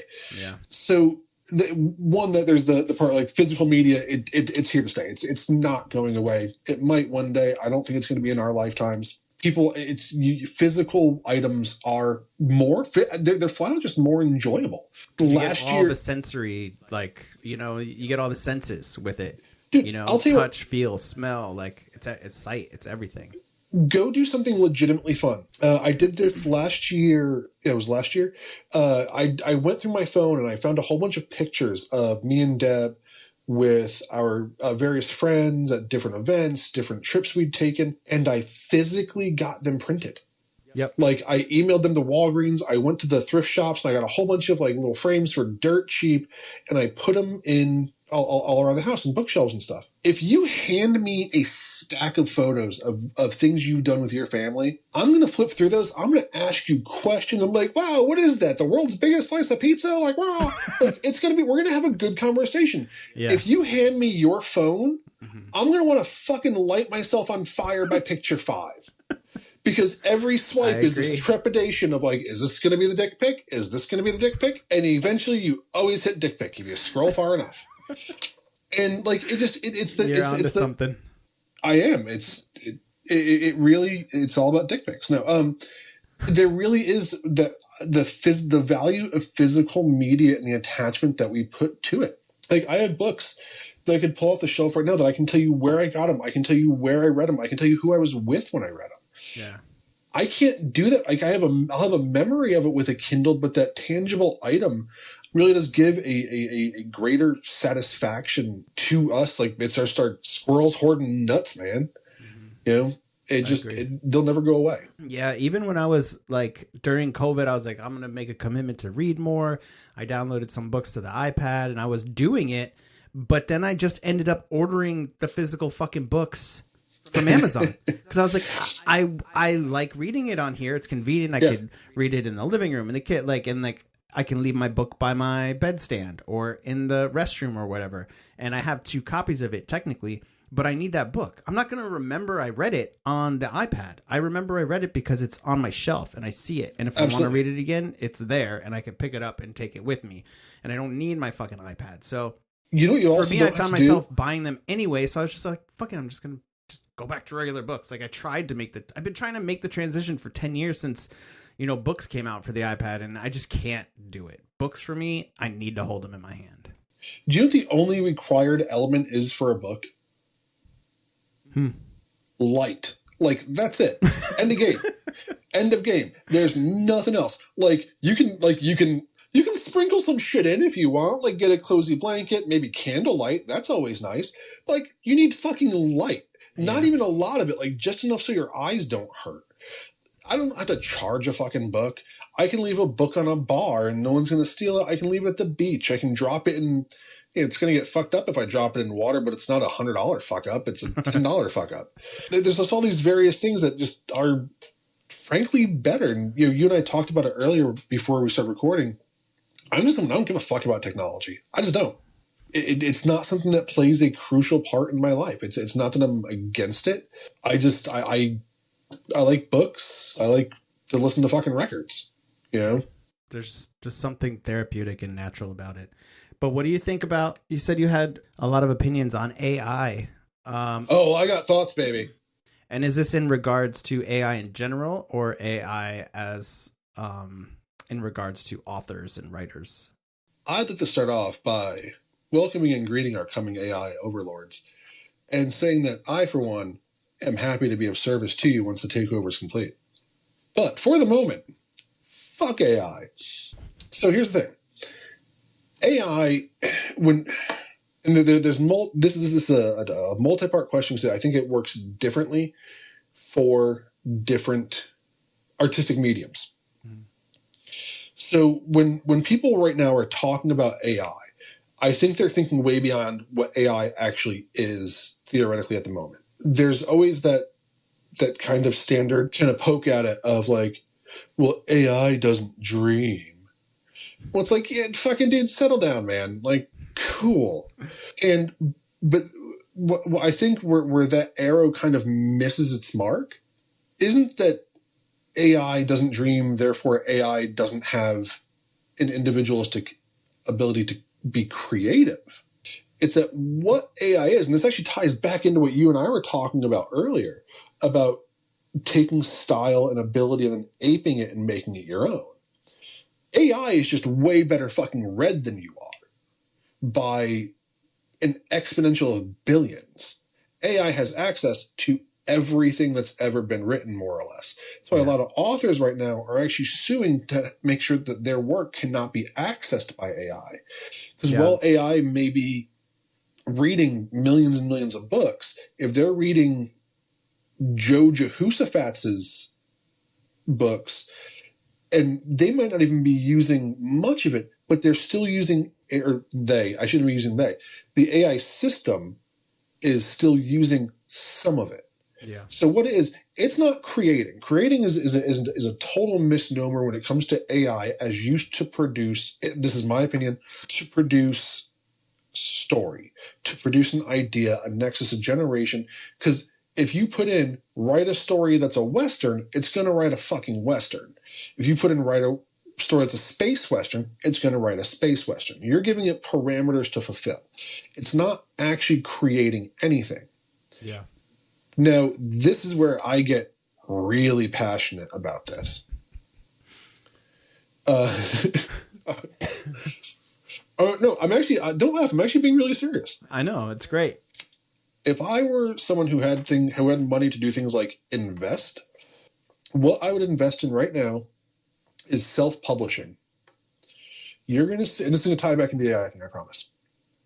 I think you're going to see an explosion of self-publishing over the course of the next 5 or 6 years. And it's going to be tied directly into, and I hate to say it this way, every fucking hack, lowlife, lazy piece of shit who doesn't want to put the work in, who doesn't know how a fucking comma works, but has always wanted to write that book, always had that story, always had that memoir, always had that this.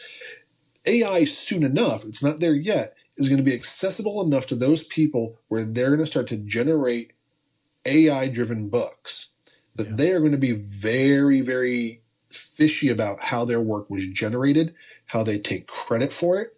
And then in my opinion, the reason why I would invest is the entire idea of self-publishing is going to fucking explode. Because reputable publishers will not be publishing AI work. If you probably get caught with it, you're going to get barred from the industry. So those independent publishing houses where it's like, and you can tell when things are independently published sometimes too, like by the quality of the paper, the sheeniness of the cover and what have you. But I think you're going to see an explosion of people who, I finally wrote that book. Bitch, no you didn't. Calm yourself. You didn't write a book. You put the parameters in and then told a machine to write you a 65,000 word story based on what you wanted. That is not creativity. That is not art. End of game. It's programming. Yeah, exactly. It's really good, really intense fucking plagiarism. But I do want to add though that I do oddly view AI differently when it comes to somewhat to visual mediums, as long as it is very, very clear about what it is, and as long as it is intended as an artistic use, not as a workaround for human creativity, interaction, or work. Like, don't tell me that the lighting FX supervisor on a movie was AI. That's bullshit. There's someone out there who can do that job. Yeah. And I mean, all that stuff's going to go that way eventually. I just want it to be pushed off as long as possible because it's going to make everything so awful. Yeah. It's going to make everything work to the lowest common denominator. That's all it's going to do. It's going to be an aggregate system that's going to make. You think things are banal and terrible now with 5 gazillion Marvel movies, some of which I happen to like. It's going to get so much fucking worse at some point. And that's why I'm really against that type of AI interaction when it comes to visual arts. Now, that being said, if someone wants to create an exhibit for the MoMA where I walk up and AI turns me into a giant penis, like, cool. Like, there's some value there. Like, I get it. Like, men are dicks.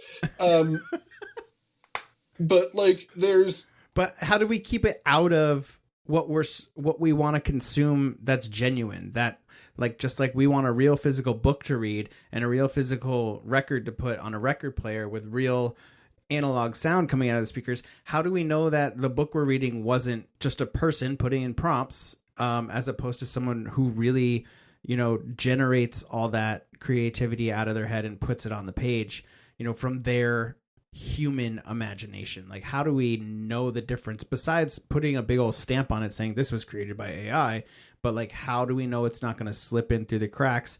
And what is the world of writers doing to make sure that that's not going to be a thing? Because I know there's some copyright lawsuits that are in the works going on with like some publishers and some writers. If I had to make a guess, this is probably going to be a Supreme Court case one day. Yeah, it is. I mean, just like the film industry right now, like how they are fighting to keep their likeness and their voices their own. Exact same stuff. And it's really interesting because you are going to have some bad actors out there who are going to try to. And dude, I'm going to tell you something right now. If I look through like that list of strangers that I call my social media friends, I guarantee you there's people that I can point a finger at who I can go, yeah, you're going to use AI and try and pass shit off on your own. I can smell it on you. You stink of it. And it's something that I think having that wherewithal, I think copywriting is going to become more and more important. And not just that poor man's copyright we thought used to work where you mail yourself something, like actually paperwork copywriting stuff. It's also just saying no, using your dollar to speak. My nerdy ass visits several Reddit forums about writing, and some of them talk about how publishing houses have been caught using AI generated covers for some small books. Yep. And don't buy them. You know, but at the same time, that also majorly hurts the author. So how do you jibe those two things together? That's something that's, you know, I do not support this idea. I don't think this is a good idea. And I hope it doesn't happen. I hope there isn't some like generation of like sacrificial children of authors whose shit doesn't get read because people are against buying their book based not on the content, but on the fact that the company used an AI generated cover. Yeah. Quick, I think one of the big ones, the lawsuit was that an author wasn't told that they had used AI to generate the cover. Yeah. I think that was the big kind of stink about That's it. what I was going to say. Doesn't it at some point have to go through the author, and the author is like, okay, yeah, I approve this artwork, but they have to disclose that AI was used. Correct. Yeah. Yeah, I think that's, you know, making sure that those disclosures there and just not buying it. That's the number one thing. Just really going, I'm not going to spend my dollar on that thing. Yeah. Speak you know, with your wallet. Once again, if it's going to be something that like turns me into a giant jumping fucking dick in a museum, that'd be kind of funny. Thank you for that answer. I appreciate that. I'm gonna have a blast putting this whole fucking thing together. I still say just one big episode. All right, I'll do very light editing. I think if people are going to experience me, it needs to be as a whole. I mean, this episode is all about you, so it can't be piecemeal. You know, I'm not the fun size. This is the party size. This is the end of side 1. Simply reverse this cassette. That is, turn to side 2 and continue listening. Do you remember like eating like Big Macs, like just fucking throw them in your maw? No effect. Yes, no effect. I do. Dude, I remember going down to that Wendy's by my mom's house. Mm-hmm. Yeah. And fucking eating like 6 cheeseburgers. Yeah, you just get one thing of each off the dollar menu. Exactly. Do you remember we used to steal the salt and pepper shakers and then go into the graveyard and try and throw them through the drive-through window when it was open? I was like 50 yards away, like across the street and like up the hill, like raining down plastic salt and pepper shakers, trying to make them into the drive-through window. Remember I had the comment. We stole the comment box from Wendy's, and I had it in my bedroom. Yes, I remember that. How may we better serve you today? And I had it hung above my bed because I was simultaneously the dirtiest 14-year-old, like the most inexperienced 14-year-old ever. Rob, thank you for coming on the show. I appreciate you. I appreciate your views. It's great to talk about the thing that you love creatively. Words are hard. Words are hard. I need to read more. But thank you for coming on the show. I really appreciate it. I had a blast talking with you. I don't think I've laughed that long in a very long time, so I appreciate that. I know I'm stretching you probably super long for time and everything. But one thing I was thinking about when I was just walking my dog, who he's doing other things now, but he does say hi. I was actually thinking about this whole thing, and kind of one of the things I was thinking about was we were texting back and forth like a couple days ago, and you had asked like what would be my goal, or what would make me think myself successful with writing, or what's my goal, or some shit like that. Mm-hmm. And I had jokingly written back that my goal was for me to do weird shit in public while yelling, "It's my process," and be just famous enough for people to leave me alone. Like, not any more famous, not like Stephen King can't go for like a walk in his town without being like, there's creepy old man King. Like, I'm talking like, I don't know, John Clancy famous-ish. Like, no one, you couldn't tell me what fucking John Clancy looked like with a gun to your head. You couldn't. I can't. But if there's some old man out on a boat fucking writing a book about spies, you're like, it's Clancy. Got him. There he is. There's that motherfucker out in his boat. Learns about spies. Actually, I think Tom Clancy's dead, so that would be awkward. So all these things, really, like all these side tangents, and all these little hooey magooies, and the joke about how it's my process. There is truth to that. Like there really truly is. Did I send you? I think I sent you the story about the kid who burned the bleachers down by accident. I think so. I don't know if I read that one yet. It was a story that I have it. I save all your stories. I have a folder that's just titled Rob's Stories. So I have it. I don't think I got to it. Well, anyway, now that I've given away the ending,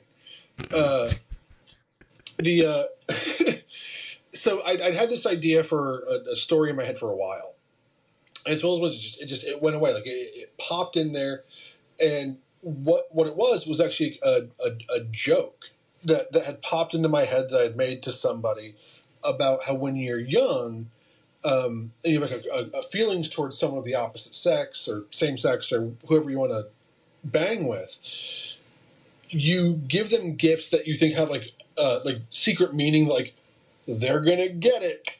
And I've given them that CD, they'll understand. And of course, like that's no reality at all. It's like these.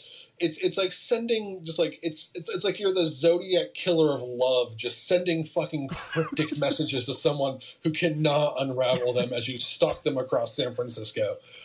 But I had this idea of a kid being disappointed and embarrassed because he had bought Dave Matthews Under the Table and Dreaming for his crush, and that someone else gave it to them first and they loved it. And they were like, oh my God, I love Dave Matthews Under the Table and Dreaming. It's my favorite album. As our fucking hero sat there and was miserable. And that was it. That was all I had. That was it. I had nothing else. I just had this fucking kid sitting around a living room like you did when you were in high school. Everyone's exchanging gifts. And someone hands his crush a fucking Dave Matthews CD. And he feels like shit. That's all I had. That was it. And it stuck in my head for the longest time. And it was just because of a joke I had made about giving someone, I'm going to fucking kill my dog, he needs food, about giving someone gifts when you were younger that had importance that they couldn't connect to because you were an idiot. And finally, I out of nowhere, and I had tried to write this story in various little increments and ways, and there are parts I liked and parts I didn't like. But I always hit this same wall in the story where I didn't know where to put the character. I pinned him into a corner of standing in the snow in some woods. And I had no place for this person to go because there's no place for what had happened previously in the story that really made sense. And I also needed a way to end the story so it wasn't just this fucking endless tale of some kid fucking wandering around in the snow. And what I realized, I'll be back in 30 seconds. I gotta feed my dog. Pause it for 1 second. But anyway, yeah. So I finally, and I know I kind of trashed the concept and the use of the word inspiration earlier. Like there's just some mystical bubble that strikes us all. So it's not that. It 95% of the time isn't that. But what it is, it's just that you're constantly working at an idea somewhere in your head. Yeah. It's rolling around in like all these little like side tangents and all these little that my brain does. It eventually made this connection where my brain clicked, and literally I remember thinking to myself, "Holy shit! What this story needs is arson." That arson was the answer, and sure enough, arson, in my opinion, is what made the story work. But yeah, like arson was the answer. So like all these little side tangents and things, I think for all of us, we're always working these problems in our heads, and that's that creative process. I don't remember who it was. It might have been in Stephen King's On Writing. It might have been Kurt Vonnegut. I know I've talked about those writers a lot. It might have been Neil Gaiman actually, or Terry. Anyhow, where it's like even if I'm just sitting there staring at nothing, that doesn't mean I'm not writing. Just like with you, if you're just like, that doesn't mean you're not creating music in your head just because you're not creating music at that moment. It's there. You're fiddling with it. It's getting batted around like the kitten with the ball, but it's not in the place where it needs to be to connect with those other parts yet. And eventually, hopefully, those little parts start to fill in more and more and more. That's where the horsey goes from a 1 to a 5. So, like, I think all those little side things, I think they are important, that they do give, like, a kind of an inherent value to creativity. If you're always stuck on this concept of, like... It doesn't come in bursts. It's there. It just needs to get filled out, basically. Because I Yes. have melodies and I have ideas and things like that, but I'm not gonna actually put them in the computer or play them through the guitar until I'm sure that I want to make that thing real. So let me ask you, when you are making things, regardless of what it is, do you get into various stages of like just the zone, basically, of like, of holy shit, where did 3 hours go? Oh my god, what did I do today? Like, and you kind of go back and you look at what you did, and you have these moments of like, oh, I did that. Do you kind of experience that same thing with? Yeah, I think that it takes me a really long time to sit my ass down and like physically create the song or the beat or the melody or whatever it is that I'm putting together. It usually takes a really long time for me to like sit there and do it. But when I do sit there and do it, that means that I already had an idea that I was working out, that, I had bits and pieces of what I, wanted to put to record. And eventually it's just like dominoes. You knock one down and then all the other ones kind of fall down. And then, after 3 hours, you're like, oh shit. Like, I did a lot. Like, I was up until 3 a.m. a couple weeks ago making like a beat for my sister, because she was like, oh, out of nowhere, I want to make a song. And I'm like, okay. Let me make you a beat, right? I asked her a few questions, and then 3 o'clock in the morning comes around, and I'm like, holy shit, what am I still doing up? And it was like, crap, that was awesome. And you kind of get in the zone, and everything around you melts away, and your mind is set on doing that like one thing, or getting it to sound just right, or it's missing one thing. What does it need? And that's the challenge of it that keeps me hooked, and that makes me want to keep doing it. When there's like when we very first started talking, I don't know if you had recorded this part. We were talking about like having music on when you're writing and stuff, or music on when you're reading in particular. And I said it just offhandedly about like, I was Stephen King and classical, which I don't mean anything by. But when we're talking about this in this regard, I think that when you're in that creative zone, like there's times when it sings. Like for me, like I can tell when things are going well by like the physical sound of the keys. Like there's a rhythm to it. I used to love my typewriter. So pretentious, so very fucking pretentious. It's true. There's that physical, tangible part of it again. That's the mechanical, things are turning and gears are grinding and keys are hitting the paper and ink is being put. Like there's something so satisfying and something so amazing about that feeling. Like I would love to have a typewriter at my disposal.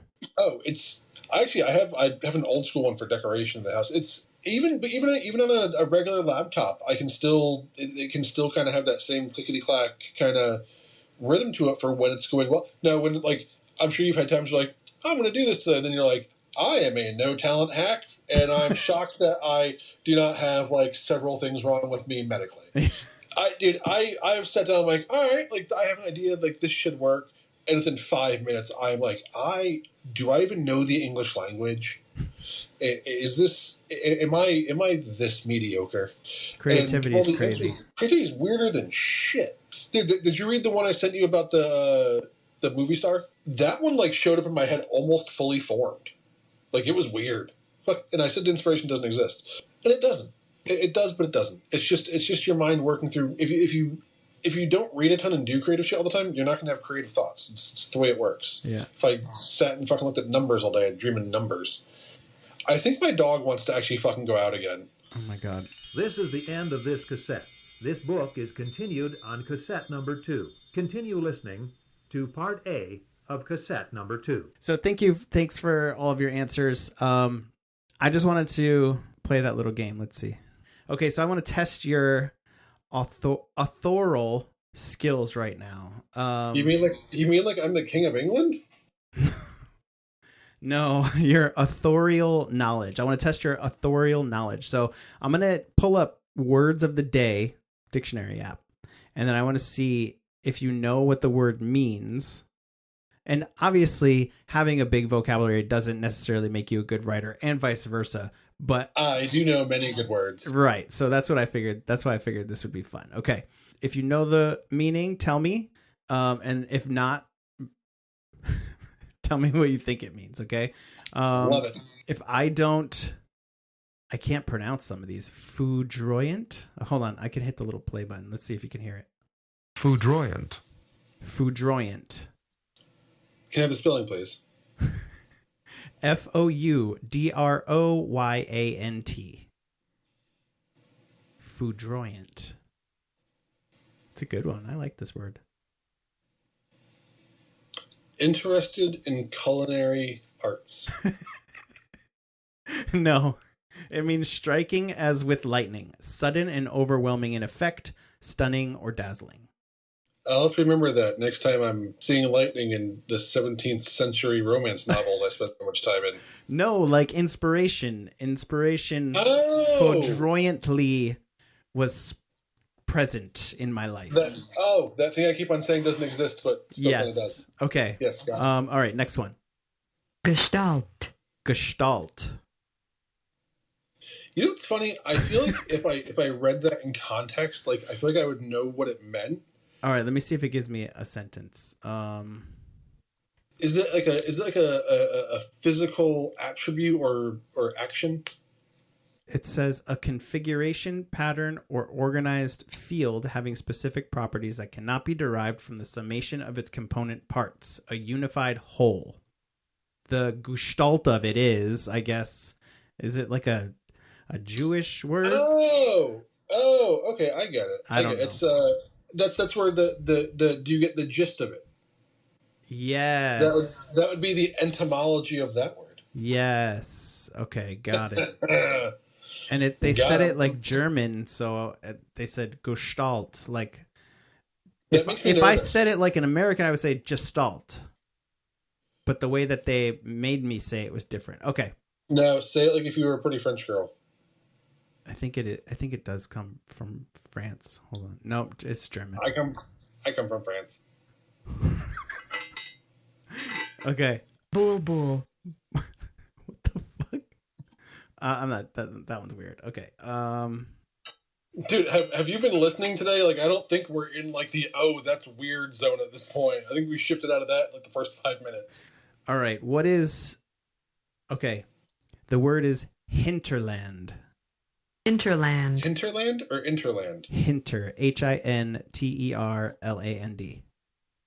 Hinterland. Oh, it's like you're off into the wilderness. Like you can be banished to the hinterlands. Yes. The remote or less developed parts of a country. Okay. What about this one? Diffident. One of my favorite Pearl Jam songs. No, that's Dissident. Diffident is You know what's funny is I think they're actually really similar words. I think dissident is a group setting of, it can be group or individual of like rebellion. I think diffident is like one individual directly to another in rebellion. Lacking confidence in one's own ability, worth, or fitness. So you would say that my answer did not lack in diffidence. Okay. Beak. Beek. To beak. Dude, I know what fucking birds are, man. This one isn't hard. Wait, that's spelled differently. That's spelled way differently. That has an A in it. Yes. Beak. Beak. This is weird. I never heard of this one. I have no idea. To bask or warm in sunshine or before a fireplace, stove, or bonfire. I shall beak in it. It sounds weird. I like to beak near the fire. I beak in the fire. I would push someone into the fire if they said, I'm just going to beak over here now. I don't know why we're both saying it with like a weird, like, soft English accent. Okay. Last one. Duplicitous. Duplicitous? Yes. Yo, that's when someone fucks your girl.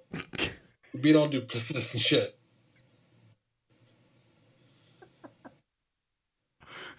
Or it's when you've been fucking someone else behind your girl and your girlfriend's like, why are you being all duplicitous? I'll accept that answer. When you won't show her your texts, you get accused of being duplicitous. duplicitous. All right. Venerable. If you have 2 phones in your car, you are being duplicitous. What was the next word? I'm sorry. Venerable. Oh, like to be venerated, to be honored. Venerable is worthy of honor. Yes. Commanding respect because of great age or impressive dignity. Yes. Okay. He is no longer venerable in my eyes Pretentious. due to his duplicitous nature. Doesn't the word duplicitous make you want to say it like an old-timey Southern gentleman? Duplicitous. He has been duplicitous. His duplicity is sickening. His duplicity is sickening. Like you're gonna just say some like really casual like 60s style racism and call him duplicitous at the same time. It's gonna be a really weird thing. All right.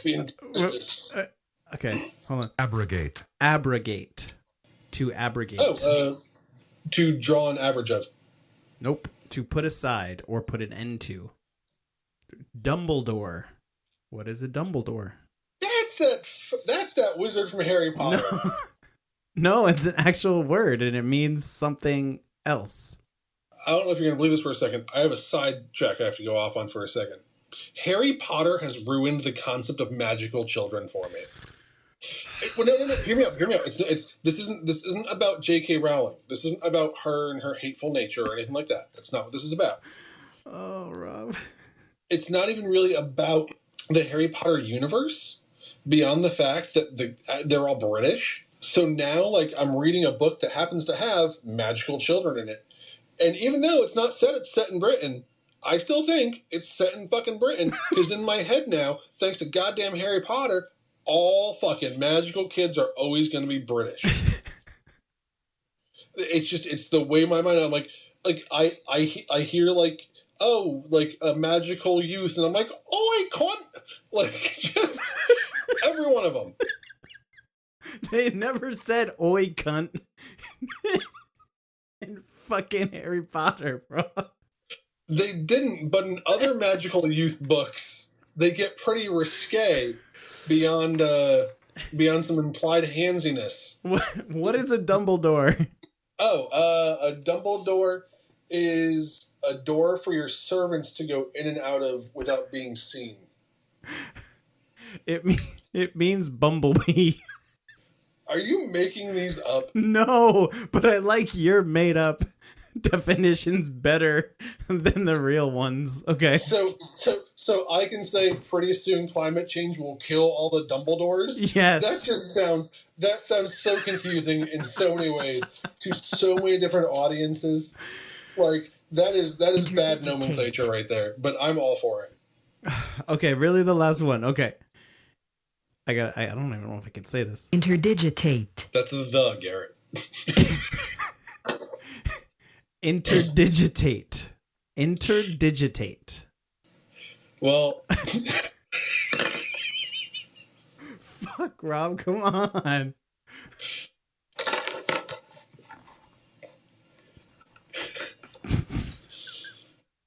That's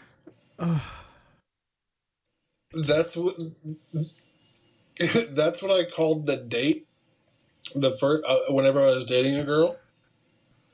This is what's colloquially, it's a colloquialism of the date night when you first put your hand down a girl's pants. Interdigitate, not date. Oh, fuck! I'm sorry. Interdigitate. This doesn't work good over the phone. Well, in that case, and please cut this, that's what our art teacher did. It means to interlock as or like the fingers of both hands. So to interlock the fingers of your hands is to interdigitate. Oh. Like, here's the church, here's the steeple. Yes. Open the door, see all the believers. Such What fucking is- cheap there. Okay. You have to know this one. A Budinsky. And yes, this is in the dictionary. I feel like you're just like randomly like saying like insulting words to get back at me. Budinsky. No, for- it's in the for fucking... the- I'm reading you the definitions. For Budinsky, because I was called a Budinsky as a kid a lot. Yes. Yes, so what is it? It's according to a lot of my teachers, it was me. They'd be like, Mr. Budinsky didn't do his homework again. Go sit in the corner. And I'd go sit in the corner. So it was the Mr. Budinsky corner. And that's where I had to sit when I was Mr. Budinsky. It's a person who So I had interferes. to go sit in the fucking corner because he's a Mr. Budinsky. I already told you I know what this is. My teachers would say, Robert, stop being a Budinsky. And I would say, no. And they would say, all right, go sit in the Budinsky corner. And sure enough, I'd have to go sit in the fucking Budinsky corner. Rob, thank you. This has been a blast. Do you have to go sit in your Budinsky corner? I'm gonna be sitting in a Budinsky corner for like 5 hours editing this show. No, dude, no edits. No edits. This is all gold. I'll put it together. I'll see. I'm gonna... It's all gold, baby. Okay. It's all Thank you, Rob. gold. Thank you, Rob. I appreciate you coming on, talking about your writing, your off. I pull many swords from many stones. That's a deep cut literary joke. That's the type of quality I'm willing to bring to your show, buddy. What is it? I pull many swords from many stones. Yeah. The Arthurian legend. Okay, I got it. Get your shit together, man. Ah. Yes, King Arthur. I know. I actually just watched the Guy Ritchie version. It's pretty good. Thank you, Rob. My pleasure, my friend. Love you. Love you too. All right, I'll talk to you soon. All right, bye. I think that was a great episode. We may as well call that episode the Lysobey episode. I talked about 4 times in about 2 hours. But anyway, I'm glad I got to share him with you, my listeners. It's always a pleasure introducing my friends to you. Very unpredictable. Very fun. We always get into some good stuff. But thanks for listening, everyone. Follow me on YouTube, Instagram, and now I'm on Threads. Instagram is at TheeMemoshow. YouTube is at TheMemoshow.